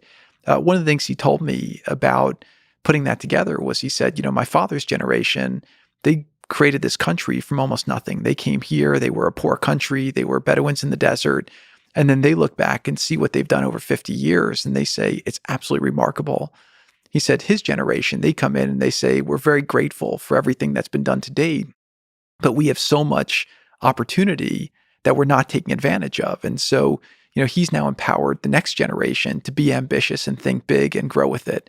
What that means for his vision for the Middle East is that, the general architecture that should exist, and now there's excitement in the discussions with Israel that have advanced, was the general view of what we thought from a Trump perspective should be the new Middle East, is having an economic and security corridor all the way from Haifa to Muscat, from Oman to Israel, where basically you go through, and if you can create a security area where people can live, free of fear of terrorism and of conflict. The Middle East for the last 20 years has been a sinkhole for arms, for death, for terrorism. It's been, awful. It's been a big national security threat for America, a big place where our treasure is gone. We've had a lot of our young, amazing American soldiers killed in action there. And the same thing for the Arab countries as well. So if we can create a security architecture for that region, and then we can create economic integration between all the different countries. I mean, the amount of innovation happening in Israel is unbelievable. Think of it like Silicon Valley is not connected to the rest of California. You have a very young population, a very digital savvy population. You have a lot of resources. And so if you can get that whole set, the potential for it is unbelievable. I do think that that's his ultimate vision, is to become a really strong country economically, and then to become a place where you could be funding advancements in science, advancements in humanity, advancements in artificial intelligence, and think about ways to be a positive influence in the world. So, a difficult question. One big source of tension between the United States and Saudi is the case of Jamal Khashoggi. I was wondering if you can comment on what MBS has said about it to you. You've spoken to him about it, and what MBS has said about it publicly on 60 Minutes and after. Yeah. So what he said to me was no different than what he ultimately said on 60 Minutes, which was, as somebody helping lead this country, I bear responsibility, and I'm going to make sure that those who are involved are brought to justice, and I'm going to make sure that we put in place reforms to make sure things like this don't happen again. It was a horrible situation that occurred. What I saw from him after that was just a doubling and a tripling down on the positive things he was doing, figuring out ways to kind of continue to modernize his society, build opportunity in the kingdom, and to continue to be a better ally to all the different countries that wanted to be aligned with them. One thing I learned from this case is how one particular situation, a tragedy, can destroy so much progress and the possibility of progress and the possibility of connection between the bridges that are built between different nations. Mhm. And how narratives around that can take off and take such a long time to repair. And you've worked with this in the Middle East, with Israel and so on, how the history, the narratives, the stories, they kind of have this momentum that's so hard to break. Even when you have new leaders, new blood, new ideas that come in. And it's just sad to see that, yes, this tragedy happens, but it doesn't mean that you can't make progress. I don't know if you have kind of lessons from that, just how much of a dramatic impact it had on creating tension between the United States and Saudi and in general in the Middle East. Like that somehow Saudi's not a friend, but is against the ideals and the values of the United States. Yeah, so it definitely created massive tension, and it became a very high profile action that actually overshadowed a lot of the good work that was being done in the region and a lot of the progress we were making.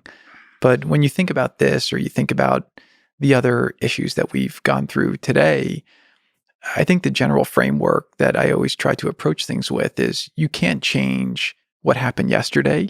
You can only learn from it, and then you can change how you deal with tomorrow. And when I think about, the people in power, what do I hope that they're spending their time focused on?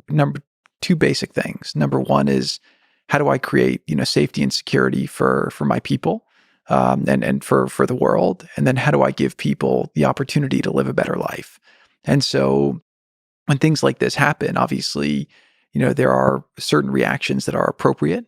But ultimately, you have to think through, how do you not allow the paradigm that you're creating in the world to lead to worse outcomes than would happen otherwise? And so when I would think about foreign policy in general, one of the differences between foreign policy and business is that in business, the conclusion of a problem set, you finish a deal, you either have, a company or a property, or if you sell it, you have, less to do and more capital, hopefully, if it's successful, right?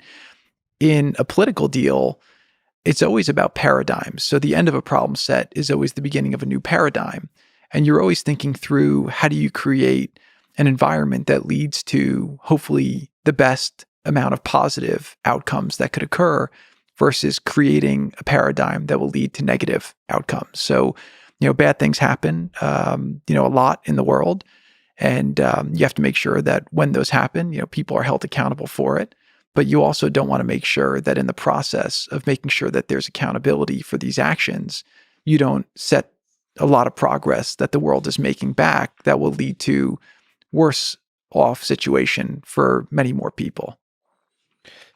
If we can go back to the incredible work with Abraham Accords in Israel and the Middle East, first, the big question about peace. Why is it so difficult to achieve peace in this part of the world? between Israel and Palestine and between Israel and the other countries in the Middle East, or any sort of peace-like agreements? If I had to give you the most simple answer, I would say that it's structural. And if you go back to the incentive structure of different leaders, this whole peace process between Israel and the Palestinians, and again, I've gotten criticized for saying this, but it's what I believe, so I'm going to say it, is that the incentive structure was all wrong. And when I went before the United Nations Security Council to discuss the peace plan that I proposed, which again was more of an operational plan and it was a pragmatic plan. It was over 180 pages in detail. In politics, people don't like putting forward detail because it just gives a lot of places for you to get criticized on. Nobody actually criticized the detail of my plan. They just criticized the fact that it was coming from us and didn't want to debate the merits of the operational pieces of it. So I created a slide where I showed from the Oslo Accords till the day I was there, all the different peace discussions. I put a dove in the slide for those. And then I put a tank for every time there was a war, because there was always skirmishes between Hamas and Hezbollah and the Palestinians. And then I showed two lines, and they both went from the bottom of the page all the way up like this. One of the lines was Israeli settlements. So every time a negotiation failed, Israel was able to get more land.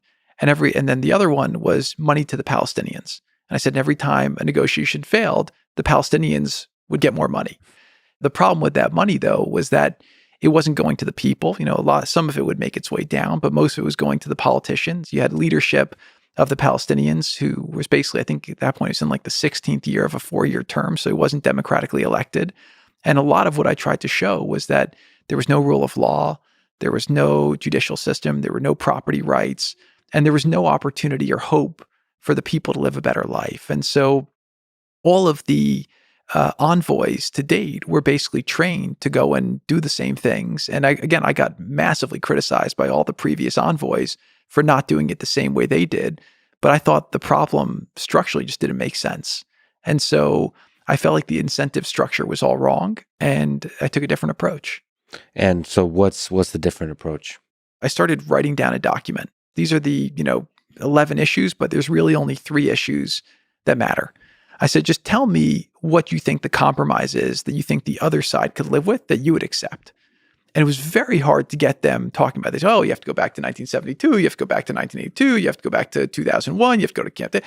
And I was just like, I don't need a headache and I don't need a history lesson. Just I want a very simple thing. Here today in 2017, what's the outcome that you would accept?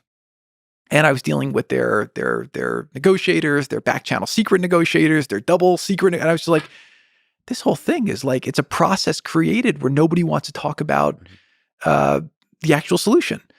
So coming from the business world, I said, okay, let me just write down a proposed solution that I think is fair. And let me have each side react. Like, don't tell me about theoretical things. Like, tell me, I want to move the line from here to here. I want to change this word. So I tried to make it much more tactical. And what I realized was like the Palestinians, they'd worked so hard to get the Arab world to stay with the line of the Arab Peace Initiative. Mm-hmm. And so I went back and I read the Arab Peace Initiative. It was 10 lines and it didn't have any detail. So it was a concept. And so they liked that concept because it allowed them to reject everything. They kept getting more money. I mean, Bibi Netanyahu, who runs one of the most incredible economies in the world, who runs an incredible superpower militarily for the size of their country, he would fly to Washington to meet us and he'd be taking a commercial El Al plane. Mm-hmm. Abbas, who runs a refugee organization, a refugee group, right, that claims that they don't have a state, that gets billions of dollars in aid every year from the global community, would fly in a $60 million Boeing BBJ. So the whole thing was just very corrupt and off. And I do think that that's why I don't think people were incentivized to solve it, to be honest. What do you think an actual plan on that part, if you can, just before we talk about Abraham Accords, if there is a peace plan that works between Israel and Palestine, what do you think it looks like? You have to separate it into 2 different issues. And I think that that's actually how we came to the Abraham Accords, is that, I tell the story in the book, and it was one of my favorite experiences during my time in diplomacy, where I went to meet with Sultan Qaboos, who was the Sultan of Oman. And we fly out there because he'd had a secret meeting with Bibi. And I thought maybe he was open to normalizing with Israel. So after he meets with Bibi, he calls me and says, I want you to come see me. So I go over to see him. And I tell the story. It was a crazy, night in all these different areas. But when I was talking to him, he basically says to me, I feel badly for the Palestinian people that they carry with them the burden of the Muslim world. And that line just like stuck with me. And a couple of days later, I was thinking about it and I said, wait a minute, who elected the Palestinian people to represent the Muslim world on the Al-Aqsa Mosque? And so the reason why I felt like it had never been solved was it was a riddle, A, that I believed was designed to not be solved. But B, you were conflating two separate issues. You had the issue between Israel and the Muslim world, which really was the issue of the Al-Aqsa Mosque.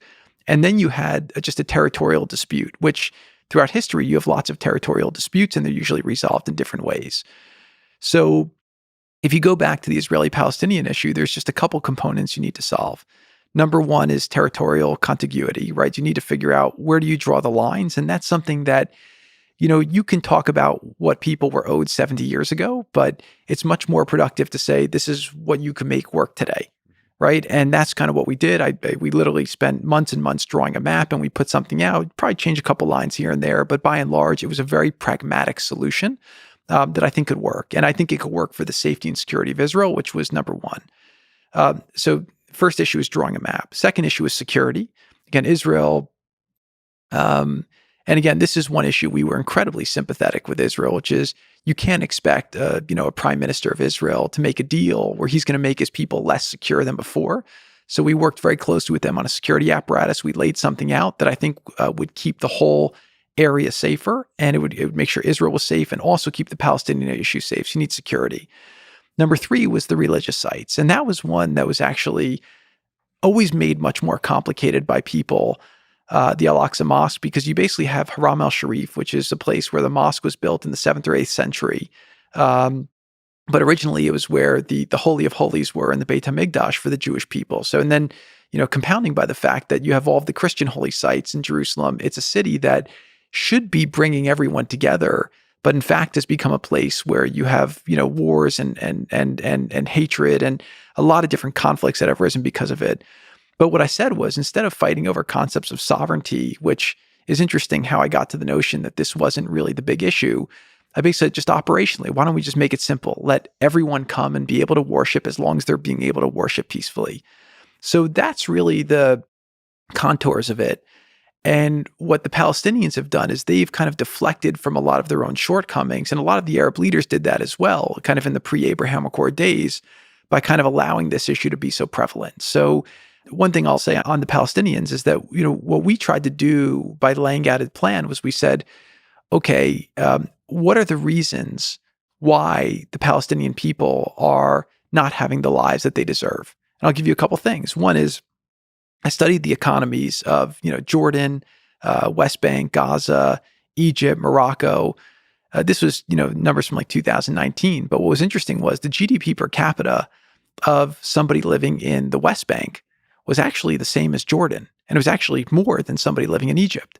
And the debt to GDP that the Palestinians had was like 30, 40% compared to Egypt, which was at like 130%, and Jordan, which was at 110%, and Lebanon, which was at 200%. And so, you're in a situation where a lot of this stuff didn't make sense, but if you draw lines, create institutions where Palestinian people can now feel like they have property rights and have ownership over their place and let the money flow past the leadership ranks, to the people, let them have jobs, let them have opportunity, and then let all Muslims from throughout the world have access to the mosque, and Israel making sure that they can control the security, which I think the Jordanians and a lot of others want Israel to have strong, security control there to prevent the radicalists and the extremists from coming. You could have peace there very easily. So there's a lot of things to say here. One is just to emphasize Al-Aqsa Mosque. So this is this holy place, and this is something in our conversations and in my own travels, I've seen the importance of sort of frictionless access to those sites from the entirety of the Muslim world, and that's what Abraham Accords took big leaps on. Okay, so we'll talk about that a little bit more, but that's kind of a religious component. That's a dignity in the religious practice and faith component. But then the other thing you mentioned so simply, which is you have money flow past the leadership ranks. How do you have money flow past the leadership ranks in Palestine? So make sure that the money that's invested in Palestine, the West Bank, gets to the people. So, to date, all of the aid that's been given to the Palestinians has been an entitlement. It's not conditions based. It's always just we give the money and there's no expectations. It's very simple. You make the aid conditions based, you fight for transparency, you do it through institutions other than the PA, or you put reformers into the PA that will allow it to go down that way. PA being the Palestinian Authority, yeah. which is the leadership. It's not hard to do. It just takes people who actually want to do it. But I think that the mindset of the international community has not been, let's solve this problem. It's like, let's just throw a little bit of money. The money's Novocaine. Let's put a little Novocaine on the problem and let's not have to deal with it. But nobody's ever said, oh, let's do an accounting of the $20 billion we've given them and see how many jobs it's done and where it's gone. That just hasn't happened. Again, it's an incredibly corrupt organization, UNRWA. You think about the post-World War II dynamic. You had a lot of refugees. My grandparents were refugees post-World War II. Every other refugee class has been resettled, and you only have one permanent refugee organization ever created. Why was this done? It was done to perpetuate the conflict so that a lot of Arab leaders could basically deflect from a lot of their shortcomings at home. And so I think for Israel, they view all these things as existential. They value their safety. They've been under attack for a long time. I do think having a deal where we can say, how do the Jews and the Muslims, Christians come together? I think King Abdullah from Jordan's been an incredible custodian for the mosque. I think everyone in my travels recognize that he's the right guy for that the King of Jordan should be the custodian of the mosque.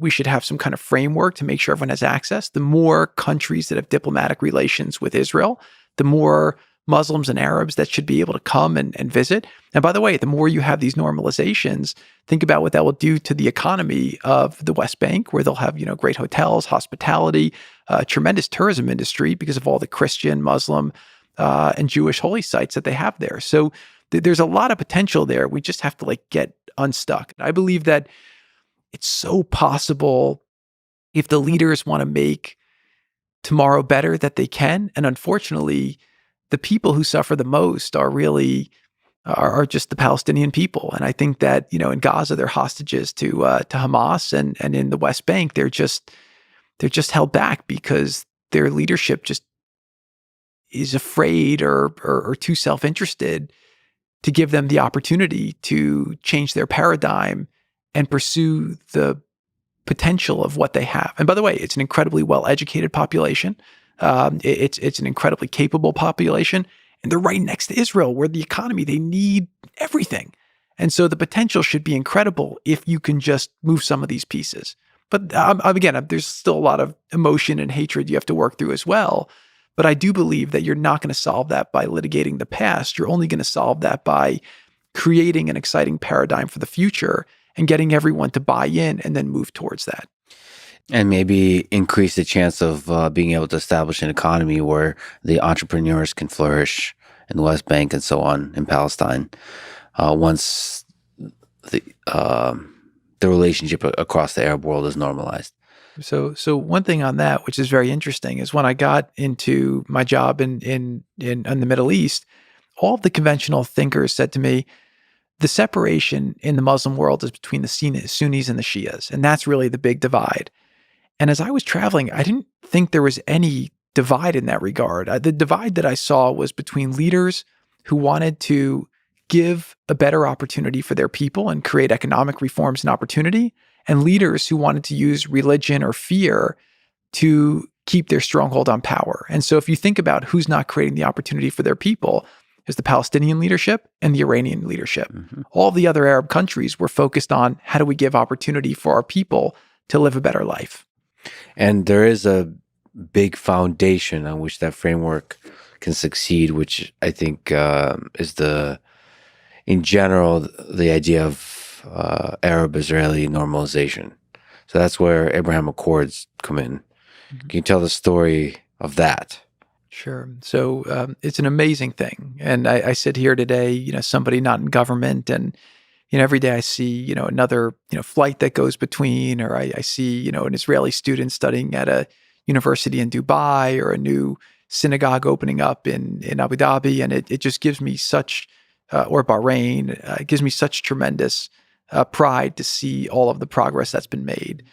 How it occurred, part of why I wrote the book was to put this down for history's sake, to go through all the different intentional, unintentional, circumstantial things that occurred.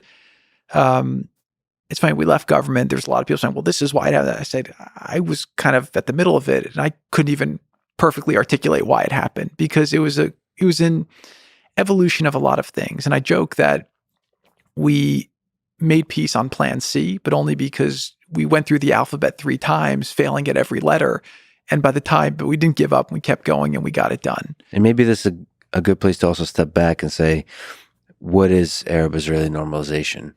Sure. Like, what is the state of things for people who may not be aware before the progress you made? That's probably the best place to start. So what we did is we made a peace deal between Israel and the United Arab Emirates, and then Israel and Bahrain.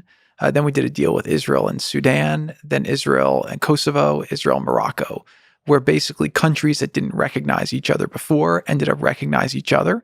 All of these were Muslim majority countries, and getting them to integrate with Israel was a very big thing. The traditional thinking had always been was that Muslim Arab countries would not make peace with Israel until the Israeli-Palestinian issue was solved. And what we were able to do was separate the issues and then make these connections, which are leading to amazing interaction between Jews and Muslims. So when I think about kind of, obviously you have national security, you have emotional benefits from these things, but the single biggest benefit that I've seen from the Accords is that if you were an Arab or a Muslim and you were willing to say positive things about Israel or the Jews before this came out, you had been viciously attacked by the media or the hordes of influencers or the extremists in these different countries. What this did was it brought out into the public the fact that Jews and Muslims can be together and they can be respectful, they can have meals together, and that the cultures can live together in peace. So just to linger on this, it's like one subtle and in another sense like transformative. So normalization means you're allowed to travel from one place to the other. That has a kind of ripple effect of that. You can now start talking in a little bit more accepting way. You can start integrating, traveling, communicating, doing business with, socializing. So the cultures mix, conversations mix, all of this. And this kind of has a ripple effect on the basic connection between these previously disparate worlds. I don't know if there's a nice way to kind of make clear why these agreements have such a transformative effect, especially in the long term. I would say the simplest form is it's just a mindset. And it's almost like you're taught all your life we're enemies or we can't be friends with that tribe on the other side of the fence. And then like one day the leaders get up and say, no, it's okay now. And there was never an issue between the people. The people were just taught different things and they were separated from each other. But again, one of the things that I respect about the work you do is you believe in the power of conversation and the power of human interaction. And, you know, these issues and gaps between us feel so big when we think about them, when we're told about them, when we read about them. But when we go and sit with each other, all of a sudden we realize maybe we have a lot more in common than we have that divides us. For me, what I've seen about it that's made the biggest difference is I've seen people who wouldn't have the ability to be together. And that's now forming a nucleus of togetherness, which is a restoration. So you think about the modern Middle East from post-Holocaust to now. Again, in 1948, after that War of Independence, you had Jews living in Baghdad and Cairo.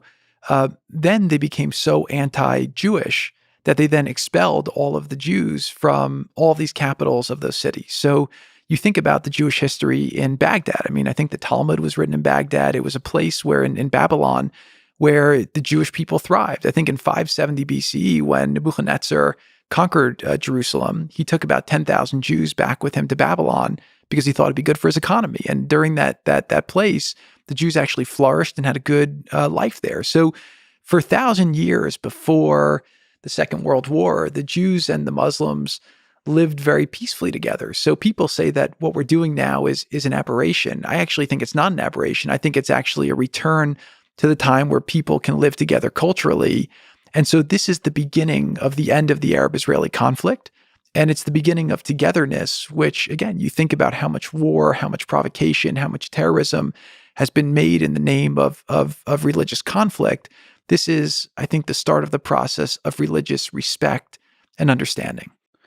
We've talked about you being attacked in the press for the Russian collusion and other topics. One of the most recent set of attacks comes on the topic of Saudi Public Investment Fund giving $2 billion to your investment firm after you left government.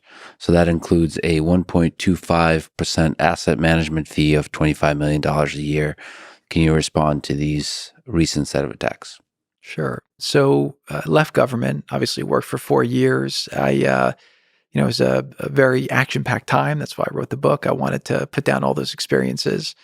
I started thinking, like, what do I want to do next, right? So my previous career, I'd been in real estate. I'd worked with my brother on some technology businesses that I'd started. And then I got into government. So I kind of had a career shift, right? In my previous career, obviously, was very successful. The New York Times, they violated and they published my financial statements. They showed I was making about $50 million a year in the private sector before I went to government. I went into government and I volunteered. I didn't take a salary. I paid for my own health insurance for 4 years, my wife and I. And then we went and I was thinking, should I go back to my old company or should I start something new? And my thinking is that I'd, through my time in government, I'd met so many people. I'd learned so much about the world. I had a big understanding now for how the macroeconomic picture worked. And I did feel like there was a lot more that I could do than just going back to real estate. In the meantime, I was getting a lot of calls from different CEOs and companies saying, can you help me with this company? Can you help me with that company? Your knowledge could be helpful to help this company navigate this challenge or to expand internationally. And so I said, you know what, maybe I should create a business to do an investment firm where I can do something different, where I'm putting together geopolitical expertise and traditional private equity and growth investing and figure out how to do that, where I can do something differentiated, where I can invest in growing things and help with my navigation skills and relationships. So that was kind of the thesis of what I thought could make sense as kind of a next step. I called different friends. They were very excited to back the effort. Obviously, this was coming off the success that I just had in the Middle East, where I did 6 peace deals there. And one of the notions I wanted to be able to do with the firm was to be able to take money from the Gulf and then to be able to invest it in Israel to continue to build the economic links between the countries. Again, if countries have more economic ties, I think war and fighting is less likely. And then in addition to that, I wanted to figure out how do you bring the entrepreneurs together from both of those countries. So that was really the mission of what I set out to do. So far, I've been enjoying it. It's been a lot of fun. I've been learning a ton. I think we're doing very well with it. In terms of the criticisms, I think that I've been criticized in every step of everything I've always done in my life. And so what I would say is, this business is actually an objective metric business, right? It's about returns. So, in 3-4 years from now, 5 years from now, see how I do. Hopefully I'll do very well and judge me based on that. In terms of any of the nefarious things, I haven't been accused of any of violating any laws. And, I haven't violated any of the ethics rules either. When I was in government, I every year submitted all my financial to the Office of Government Ethics. They certified it every year. And I followed every rule and every law possible. So to my critics, I'll say, criticize me before, you'll criticize me now. I'm going to keep doing me and going to keep pursuing things that I think are worthwhile. And I'm very excited about this chapter of my career. Maybe this is a good place to ask, in working closely with Donald Trump, what in your sense, looking into the mind of the man, what's the biggest strength of Donald Trump as a leader? I would say his unpredictability. I think that as a leader, he consumes a ton of information. He doesn't like to be managed or have his information filtered. So he'll speak to a lot of people to draw his information himself. He's very pragmatic. I don't see him as terribly ideological. I see him as somebody who's about results. I think he wants to deliver results. Um, and I think ultimately, I mean, he's an incredible fighter. He's a big counter puncher, but he also wants to get along with people. And that's probably the biggest surprise that people found with him. I mean, you look at even situations like, I would always tell people, if you disagree with him, don't go on television and criticize him. Just pick up the phone and call him and go see him, and he'll talk to you about it. He may not agree with you, but again, that's what Kim Kardashian did when she had a case of clemency with a woman, Alice Johnson, that she felt strongly about. We went through the case. I wouldn't have had her call if I didn't think it was a legitimate case. So we spent about 8 months quietly working through the case, working through the details to make sure that it really was a worthy case. I brought it to President Trump, said, she'd like to come meet with you to talk about this case. And he said, have her come in. So she came in, we went through the case, and President Trump ultimately granted the clemency to Alice Johnson, who was a woman who was accused of being part of a drug ring. She had basically a life sentence for doing it. She'd served 22 years in prison.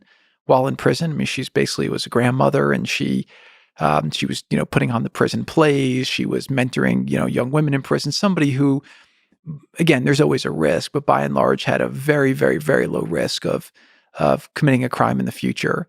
And then it goes back to the notion of, are we going to judge people by the worst decision they make in their life? And so President Trump was willing to grant the clemency, and it went. And I think that it just goes to the notion of like, maybe this goes back to his unpredictability in a positive way, which is, if you go sit with him and you make your case, he'll hear you, he'll listen to you, and he's not afraid to act, and he's not afraid to be controversial, which I think is a good thing. So from a foreign policy point of view in particular, his unpredictability just meant that everyone was always on their back foot. People were afraid to kind of cross America.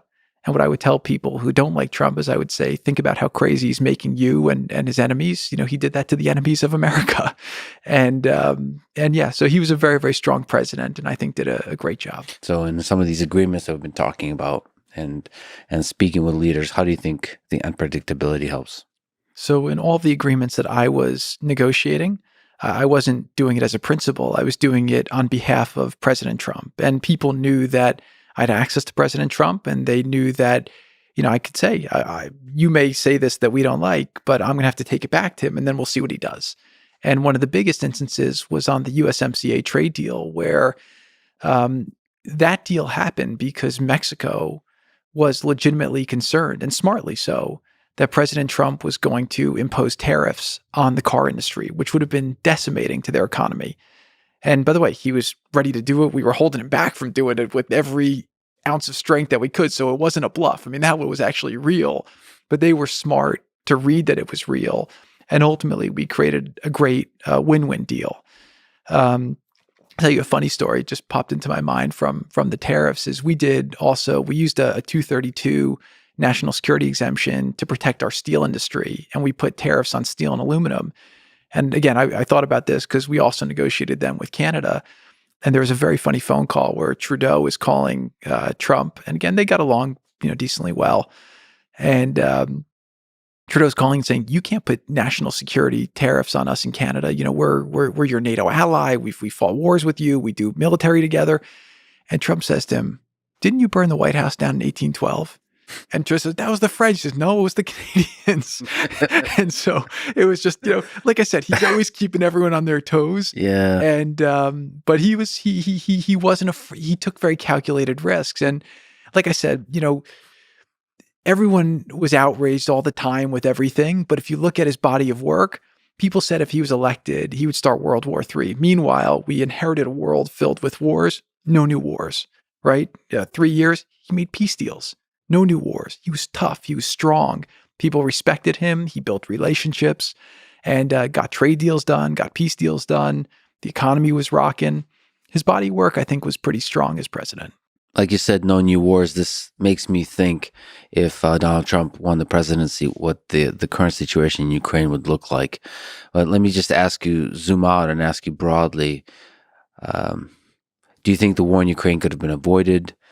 And what do you think it takes to bring it to an end? I think 100% it would have been avoided, not 99%. President Trump for 4 years, had no problems with Russia. We were arming Ukraine, but we were working with Russia. And again, the first 2 years, we had a little bit of issue working with Russia because they were accused of colluding with us, and so we had to go through that investigation. But in the second 2 years, we were trying to focus Russia on what are the areas where we can collaborate together. I think Russia, we thought it was in their strategic advantage to play U.S. and China against each other because of the way that everything was done before. They were stuck with China, but not getting a lot for it. Under Bush, they took Georgia. Under Obama, they took Crimea. Under Trump, there was no problems. And then under Biden, unfortunately, I think they misplayed a couple of things, which I think provoked, Russia to go forward. Still no excuse to do what they did. I think that the invasion was a terrible thing and should not have occurred. But with that being said, I think 100% if Trump was president, there would not be a war in Ukraine today. Coming to the table and negotiating a peace, whether it's Donald Trump, whether it's Biden, whether it's anybody, what do you think it takes? Do you think it's possible? And if you're in a room, if Jared Kushner is in the room with Vladimir Putin and Volodymyr Zelensky, what does it take to have a productive conversation? And what does it take for that conversation to fail? Like, what are the trajectories that lead to success and failure? I think we go back to negotiations. Number one is trust, right? Both leaders have to have the ability to communicate what an off-ramp is without fearing it's going to leak to the public. So if you go to the posture of Zelensky right now, and by the way, President Zelensky, I have a lot of respect for the courage he showed, especially initially. You saw what Ghani did in Afghanistan. They were getting attacked by the Taliban. He took the cash and got the hell out of there. Staying in Kiev when he did, how he did it was one of the most brave things we've seen in a long time.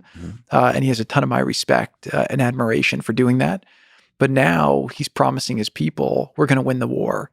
And the military action has not necessarily coincided with that sentiment.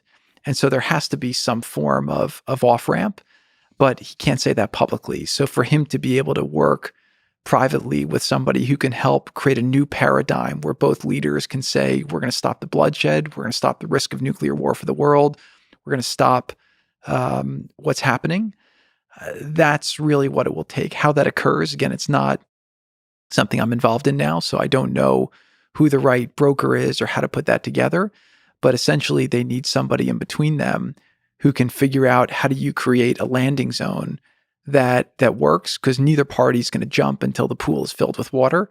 And you have to outline what the go forward looks like, because you can't just stop it for then it to get worse for both parties. You have to move it forward into what happens next that hopefully can start to turn the tide to benefit both sides, where they can focus on the future instead of being stuck into the old paradigm of who started what, who's to blame for what, who did what to who. It's just a lot of tough stuff now that's occurred that's going to be hard to walk back. And it's a big task to get it done. But for the sake of the world, it'd be amazing if we were able to reach a conclusion to that conflict. Just going back to your earlier mention of North Korea, what do you think it takes to bring Vladimir Putin and Volodymyr Zelensky to the table together? Leadership. So you're saying like it has to be a U.S. president? It has to be somebody who's willing to put themselves on the line to go and do it. And, again, if you're the U.S. president and you're the most powerful nation in the world, you should be trying. Yeah. But I do think, again, the posture that the U.S. has taken has probably been in a place where it would be very hard for them to get the trust of Russia based on the way that they've played their moves to date.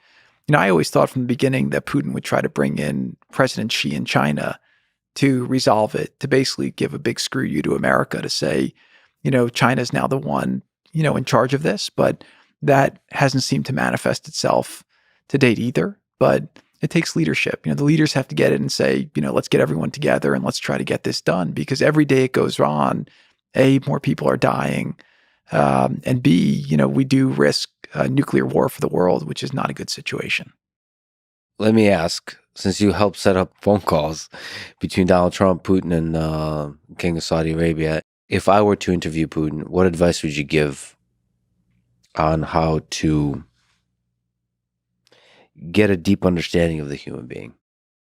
Yeah, so I didn't deal with Russia a ton, but in my interaction with Putin and with Russia, I would kind of point out a couple of things. Number one is when America was hit with COVID and New York was looking like we were going to run out of ventilators and masks, Russia was the second country that sent us a plane load of supplies. And they didn't send that because they hate America. They sent that because we were starting to make progress together as countries. And they thought that they wanted to show goodwill to figure out how can we start working together. And again, people may attack me for saying that that sounds naive.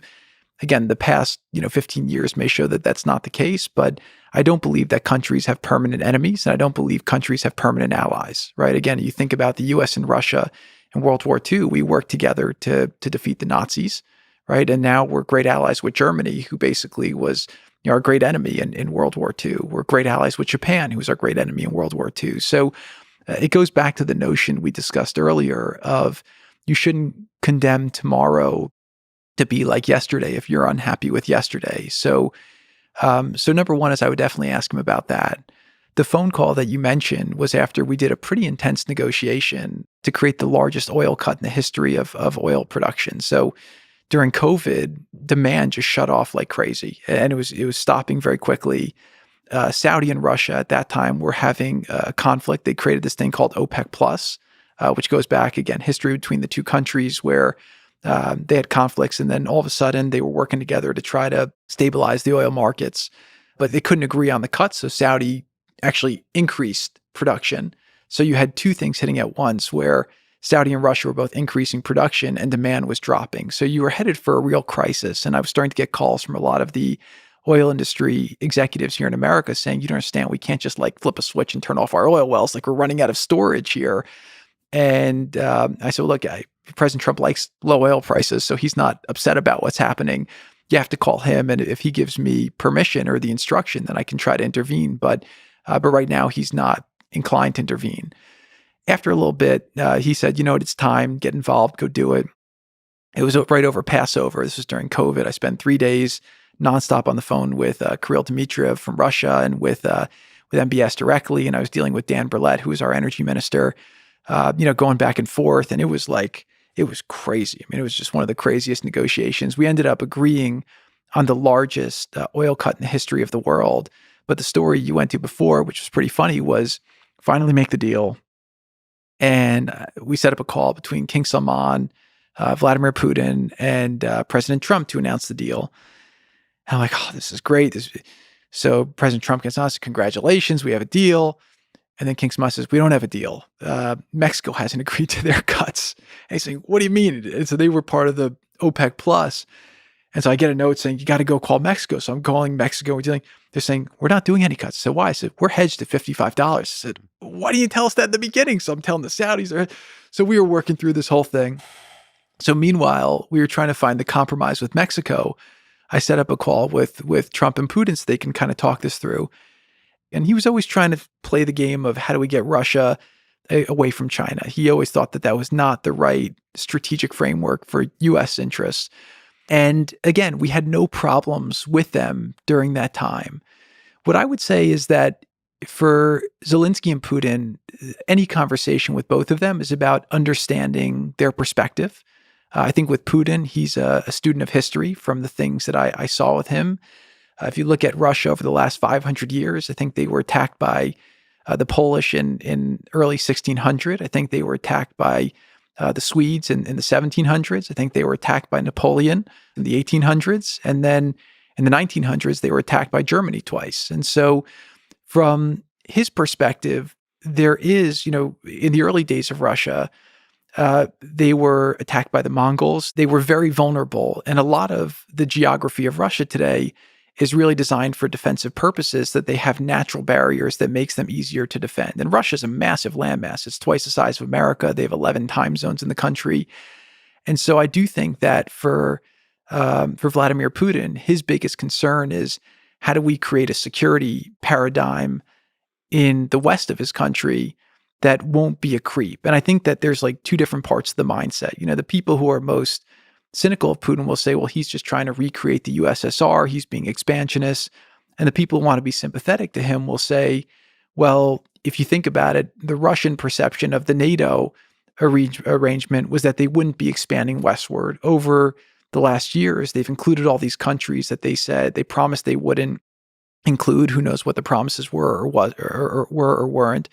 But what I do know from his perspective is allowing Ukraine into NATO was always a red line. And that's why we never offered it. We never provoked it. We never brought it up. We said, we're going to arm them. And we basically said, just calm down. We don't want any conflicts there. We have bigger issues and bigger opportunities to work from. So I do think you have to think through what's a paradigm that he can accept. And I do think that, he'll give the justification for why he's done what he's done. And then I think the framework for a solution is about how do we move both parties forward? Tough job. I hope you get the opportunity to do it because I think it's a conversation that will only help the world hopefully find a pathway forward. And I should mention, because you mentioned geography, one of the many books you've recommended to me that gives a very interesting perspective on history is called Prisoners of Geography by Tim Marshall. And it has a very interesting perspective on the geopolitical conflicts and perspective of Russia from a geography perspective, and also for China in the second chapter. And there's a lot of understanding of why the expansion of NATO is such a concern for Russia, because geography still, even in the 21st century, less and less so because of technology and so on, but it still plays a major role in conflicts between nations, rivers, mountains. Yeah, and understanding the DNA of countries. It was one of the most phenomenal books, and I just found it on Amazon randomly, but I loved every minute of it. The chapter on America is also incredible, going through the evolution of, how we became the country we are, the different acquisitions, the different changes, why we have all these geographic advantages. And it's an unbelievable book for anyone who's interested in geopolitics. So I have to ask on several aspects of China. First, on the president, the meeting. You helped set up a first call and first meeting between Donald Trump and Xi Jinping. Can you tell the story of that? Because that's also interesting. Again, that first phone call, the reaching out, the forming the human connection, which ultimately leads to the connection between nations and the possibility of collaboration. So during the transition, President Trump took a call from the head of Taiwan, and that sent the Chinese into a real tailspin. And he didn't do it, I think, to be provocative to them as much as just as a businessman. He felt you answer your call. Somebody wants to speak to you, you speak to him. Like you want to have conversations, hear their point of view. But it was taken as a very big insult, and it was against tradition and norm. And so that was something that set us off in a wrong direction. My view at the time was that, we are kind of entering a G2 world, whether people want to admit it or not. And that a lot of these countries in what I call the middle market countries were basically playing this when China was being aggressive with their One Belt, One Road. They were basically playing US and China against each other. And I thought that by the two leaders coming together, there were some things they wouldn't agree on, but there was a lot that they probably could agree on, which could lead to resolutions to a lot of issues in the world. That was like my most optimistic view. My more pragmatic view was that President Trump had very big issues on trade that he wanted to get to with China. He felt like China, their trade practices were unfair. They weren't following all the global rules of trade. He was a little bit nervous that they would be provocative with Taiwan. And I felt like the two of them getting together would be the best way to try and resolve that. So the Chinese are very proud, and a lot of it is about face. And so in order to negotiate for that first call, we basically agreed on what would happen in the call. So not let's just have a call, say, hi, nice to meet you. It was a question of President Trump basically agreed that he would acknowledge the one China policy, which he didn't see as a big concession because you could always unacknowledge it the next day. So yeah, I'll acknowledge it and then we'll go. And in exchange, President Xi was going to come over to the US for a visit so they could sit together. And they wanted to do it outside the White House. And so we agreed on Mar-a-Lago, which I also thought was good because President Trump always felt much more comfortable when he was hosting at his properties, and he just felt at home. And so he liked having people as his guests, and he loved it. He always felt really relaxed, and it was great. So that was really what we did. Then the Chinese come over, very much anticipated visit, and it was incredible. So they were supposed to sit together for 15 minutes.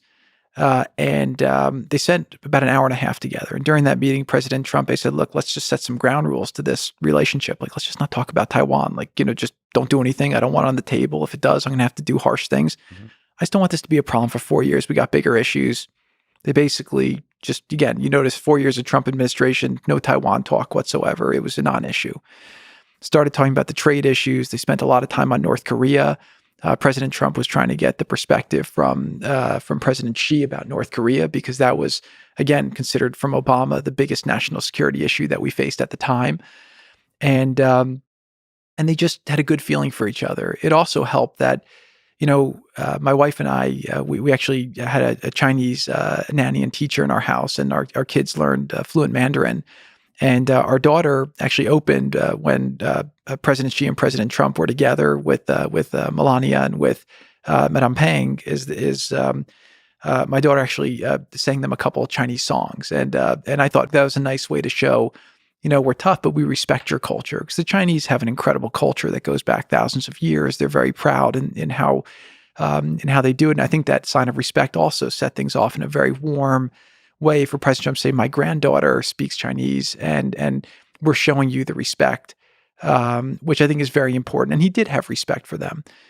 The next part about the visit, I mean, obviously we had a lot of discussions on trade, but the part that was probably most impactful to me was President Xi basically did an hour monologue at lunch where he just went through Chinese history from his perspective. And he talked about, with particular emphasis on kind of the Treaty of Unequals and then the 100 Years of Humiliation. And then you go through from Mao all the way to today, and you had, China coming back and rising. And you could tell that he learned the lessons from the past and was very committed to kind of seeing China go through. So that was a different time, right? So China today is different than it was in 2017. In 2017, I remember President Xi was at Davos, and he was feted by all the top business people in the world as Donald Trump was the threat to the global world order. President Xi was the champion of free trade and the biggest champion of environmentalism and fighting for climate change. And what occurred was President Trump came in and basically said, like, I think China has not been following the rules-based order. Took very, very drastic approaches with tariffs. Every time he would do the tariffs again, I had Mnuchin, our Treasury Secretary, come to Vonk my house. If he does this is going to crash the whole economy. I mean, and by the way, he believed it. I mean, these were things that people were telling him would be very tough to do. President Trump had a gentleman named Ambassador Lighthizer, Robert Lighthizer. He was really the tip of the spear on all of our trade negotiations. He worked very well with Secretary Mnuchin, and we ended up increasing tariffs to numbers that hadn't even been thought could happen. So we did the first round of tariffs. Then, the Chinese came back and retaliated very surgically, trying to hit us in all the areas that politically would have been difficult. And what Trump did was, instead of backing down, he took some of the revenue from the tariffs, gave it to the farmers, and said, I know that this is going to hurt your business, but I'm going to make sure you guys are made whole. And then he doubled down and basically went back at the Chinese with even more tariffs. So what we watched over a year and a half was probably the biggest hand of poker that was ever played. And it was an amazing experience to be a part of it. And the role I played was really working for Secretary Mnuchin and Ambassador Lighthizer as a back channel with the Chinese to make sure we can just de-escalate things and get to solutions in the best way possible. And so anyway, it was a fascinating time. But if you think about the global awareness of the bad practices that China was putting in place today versus what they were in 2016, I think one of President Trump's most successful policies was shifting the way the entire world understood the threat of China, and then putting in place the beginning of a regime to try and rebalance the world so that we could have more economic parity. So you mentioned to me the book, The 100-Year Marathon by Michael Pillsbury, when we discussed China. And I've gotten a chance to read parts of it. And I highly recommend people read it, because there's it's definitely an eye-opening perspective. I don't know if I agree with all of it. I don't know if you agree with all of it, but it certainly it gives a very intense perspective on China. And you said it was instructive to how Donald Trump thought about China. Can you describe the main thesis of the book and maybe with a hopeful view, how it's possible to have a trajectory of these two superpowers working together in the 21st century versus fighting against each other? Perfect. So it's a very, very big book, and I think it's a book definitely worth reading. Michael is tremendous. He speaks fluent Mandarin, and so he spent a lot of time researching to do the book. So I highly recommend it to everyone. And it was considered more of a fringe perspective in 2016, but it really, I think, came to represent the underpinning of what the collective thought was of the Trump administration. And maybe you could argue that it was even more cynical. The whole thesis of the book was that China from 1949 to 2049 was working to reclaim their position as the global leader, right? So you had the Chinese Empire. One of the things, I don't know if it's from this book or a different book that I read that spoke about how in the late 1700s, basically the emperor of China was offered some of the industrial capability from England, which was basically now becoming the industrial revolution, and basically said, no, we're fine. We're the great Chinese Empire. We don't need any of these things. We're better than that.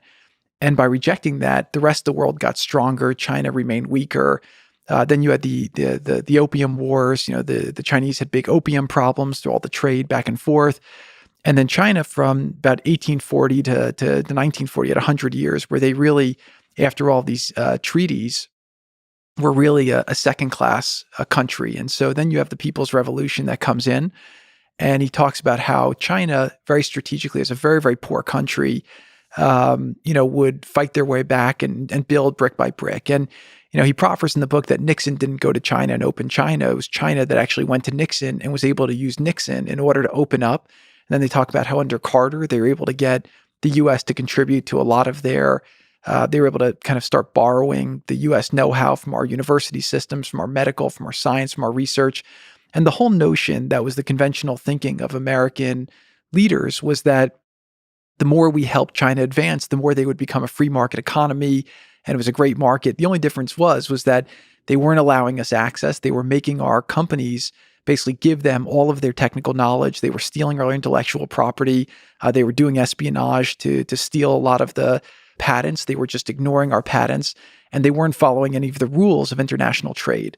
Then they started becoming the world's manufacturing hub. They basically became the world's factory. And then they started this whole initiative called the Belt and Road Initiative in order to start locking in their lines of trade. So they were buying up all the ports everywhere. They were building railways, thinking, how do we lock in our distribution so that we can maintain the dominance as the world's global factory?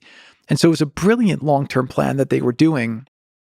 And by raising awareness, by putting the tariffs, Trump slowed them down a lot. The real question is if they actually did achieve this full objective of becoming the world dominant country, what they would have done with it, whether they would have been nefarious or not. I think from my perspective, even with some of the divisions and issues we have now in America, I still would rather an American-led world order than a Chinese-led world order. But the notion is that they were playing a very zero-sum game and really going to be the dominant leader in this new world order. So that really framed the perspective. And it wasn't necessarily, people ask me and the Chinese were always fearing, is Trump trying to stop our rise, right? And you have a great book also by Graham Allison that he writes about, are we destined for war between the U.S. and China? And he goes through different historical times where you have a power and a rising superpower. And I think, more than half the time it ends up leading to war. So the question is what's going to happen here? And I do think that Trump's perspective, and this is my interpretation, because everything was always tactical day to day. And, he was unpredictable to the Chinese, which they couldn't deal with. And he was unpredictable even to his team sometimes because he was playing it day by day and issue by issue and always changing and adjusting, which is how an entrepreneur thinks. He respected the job they did by building their country. They moved 300 million people out of poverty into the middle class. They did it at the expense of a lot of other countries throughout the world, especially America. But Trump says, look, stupid politicians made deals. I respect China for doing what they did. But what I want to do is I want to change the paradigm so that for the next 20 years, we can maintain our advantage over them. We can maintain our competitive dynamic. And, his general view was that America is the best private sector in the world. We have a lot of the best minds in the world. And if we can just have a level playing field with set rules, then America should be able to outperform. And so that's really what we were trying to do. We were trying to kind of get rid of some of their state subsidies, make them follow some of these international rules of trade, and not allowing them to do predatory investments that then undercut different industries that we had, so that they can have global market dominance or monopolies on different industries, and then have pricing power, but also geopolitical power. So like one of the examples that people talk about now is China for the last 20 years was very advanced on seeing this electrification trend. They subsidized solar panels. A lot of the American solar panel players were put out of business. So now I think it's like 90+% of solar panels in the world are manufactured in China. And then all the rare earths that you need in order to make these solar panels and to make these electric vehicles, China's bought up most of them and a lot of the refining capacities in China. So thinking through strategically, how do we create an even playing field so that we're not at the mercy of them, and how you can have a rules-based world order, that was really kind of the thought of what we were trying to work towards. So there's this SNL skit where Jimmy Fallon plays you, and you're walking into the Oval Office looking cool, wearing shades and a bulletproof vest to the song Unbelievable by EMF. I don't know if you've seen it, but it's pretty epic. And then Trump says that you've traveled the world representing the administration, but no one has ever heard you speak. So there's a lot of questions I can ask about that. But one of them is, can you introspect why you choose this low-key approach of kind of operating behind the scenes and not speaking much to the public, at least at the time? You've spoken a little bit more. And today you've spoken for a really long time, which I deeply appreciate. No, it's been a pleasure to do this, and thank you for the opportunity to talk about these things. And so that was a really funny skit. And it's funny, the thing I got made fun of the most for that was the wardrobe, and that came from after 3 months in the administration, we were having dinner with all the generals, and they were saying, updating us on the war with ISIS. And General Dumford said to me after, "Look, the president can't come to see how we're fighting this war, but I'd like to invite you to come with me to Iraq and come see. And would you come with me?" I said, "You know what? That's great. I always learned in business, you can't make decisions from just an ivory tower. You have to go to the front lines and see what's actually happening." So I said, "No problem. I'd love to go." Meanwhile, 2 days before I'm about to go, the doc from the White House stops by my office and says, "We need to get your blood type." So, "What do you mean my blood type is?" "You're going to an active war zone." I'm like, "Okay, so I guess I'll go to a war zone." I didn't really think this thing fully through. So I get on the plane with Dumford, and we land in Iraq. And he looks like G.I. Joe. He's a great general. He's very, very well respected in the military. And we go in and we get on Black Hawk helicopter. They said, "Today's a nice day. Let's take the sides off."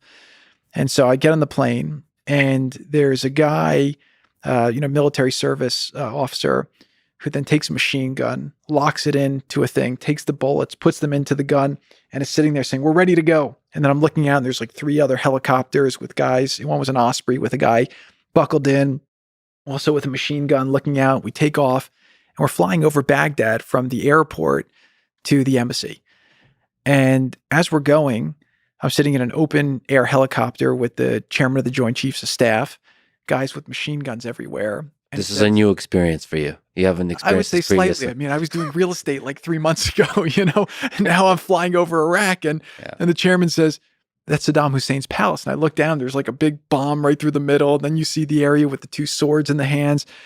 I'm saying to myself, like, how the hell did I get here? Like, what is happening? So meanwhile, we end up going to the front lines to be with the Iraqi military, which the U.S. military is working closely with.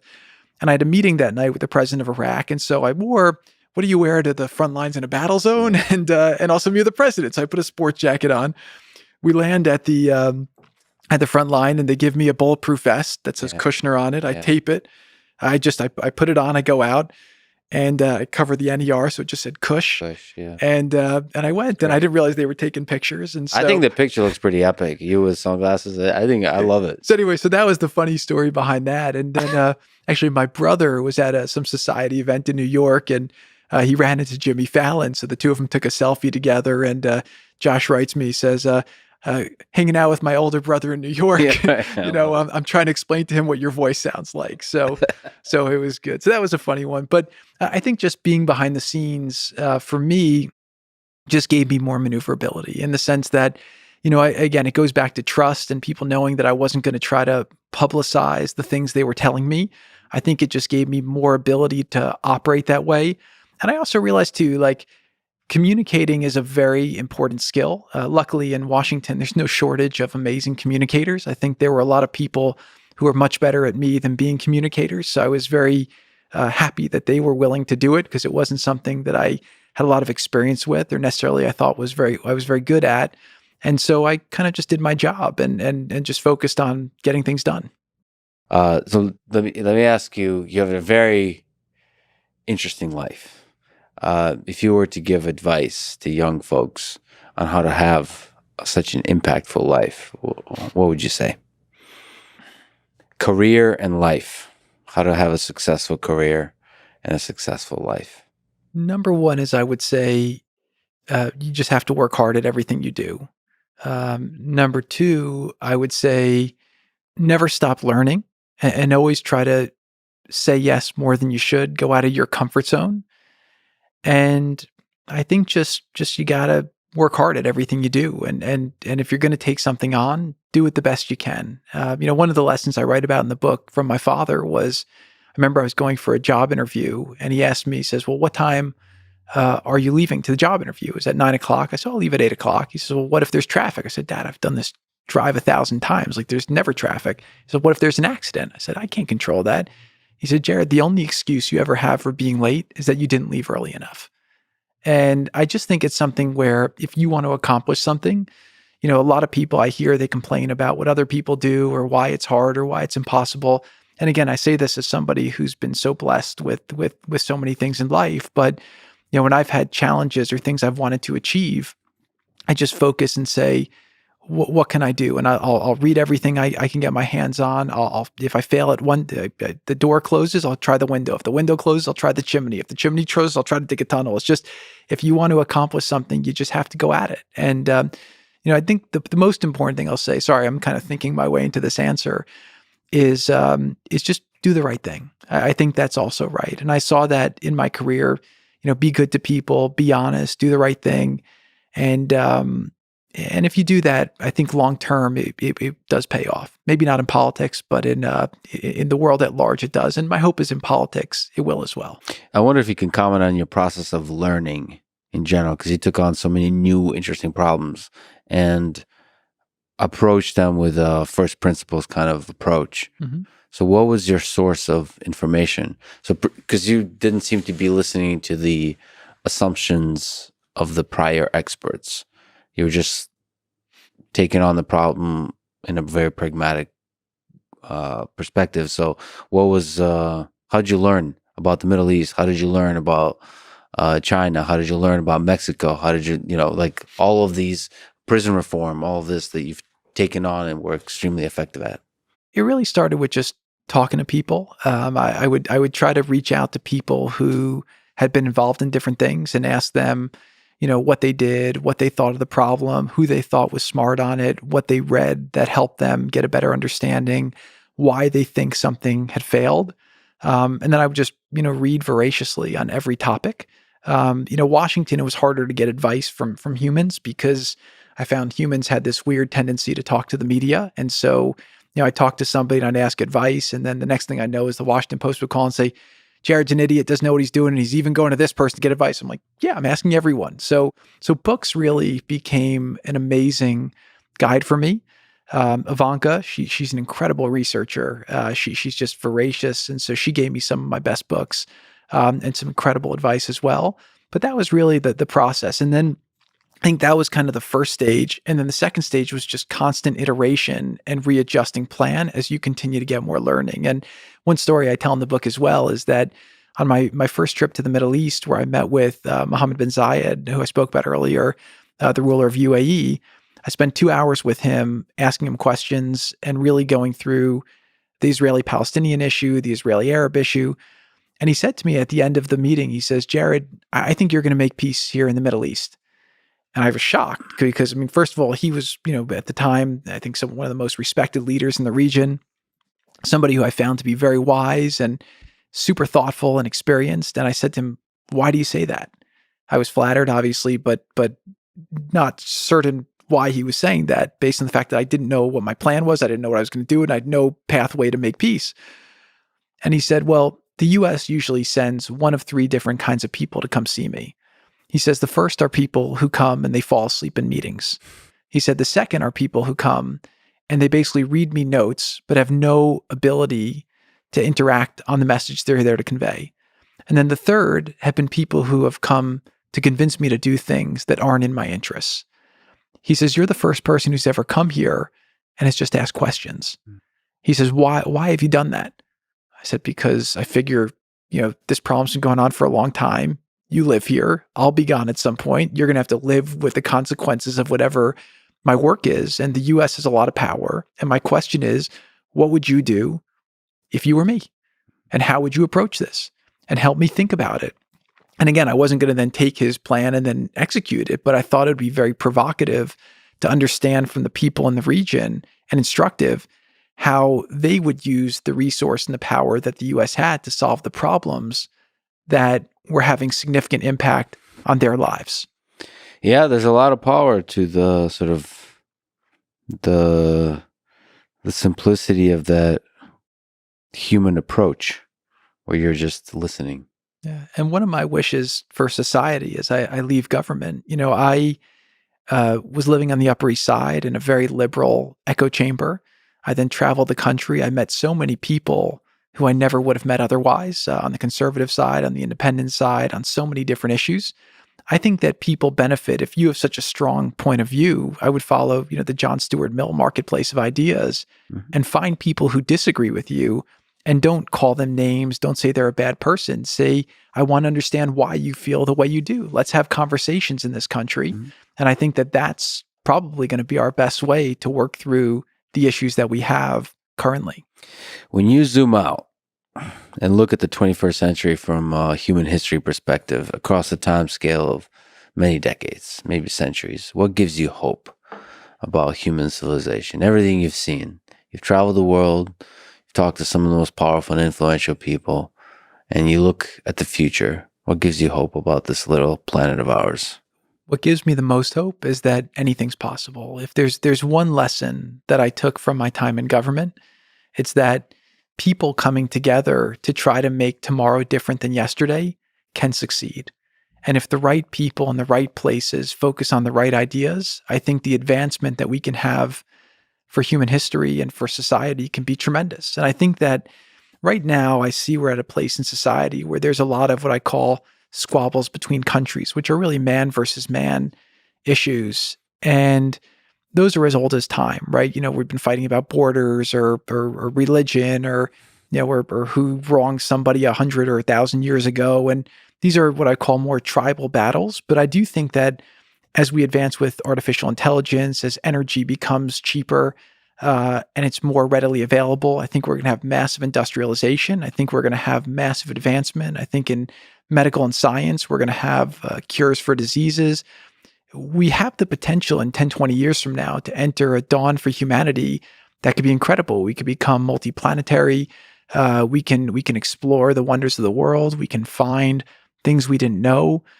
So I think that if we put our energy towards finding these advancements that will improve the lives of everyone on this planet, instead of figuring out ways to have these tensions between us, that for me is the most optimistic case for what's possible. And the reason why I believe it's possible is because somebody with no experience, somebody who all I really had was the faith of a leader, and I had the courage to try. And I went out there with other people and we took on some of the most hopeless, impossible problems, and we succeeded. And if we were able to do that, then everyone else should be able to do that as well. Well, Jared, thank you for having the courage to try. Thank you for your friendship, for your kindness, most importantly, for your book recommendations. And thank you for talking today. This was fascinating, eye-opening. I hope to have many more conversations like this. Thank you very much, Lex. Thank you for listening to this conversation with Jared Kushner. To support this podcast, please check out our sponsors in the description. And now, let me leave you with some words from Mahatma Gandhi. An eye for an eye will only make the whole world blind. Thank you for listening, and hope to see you next time.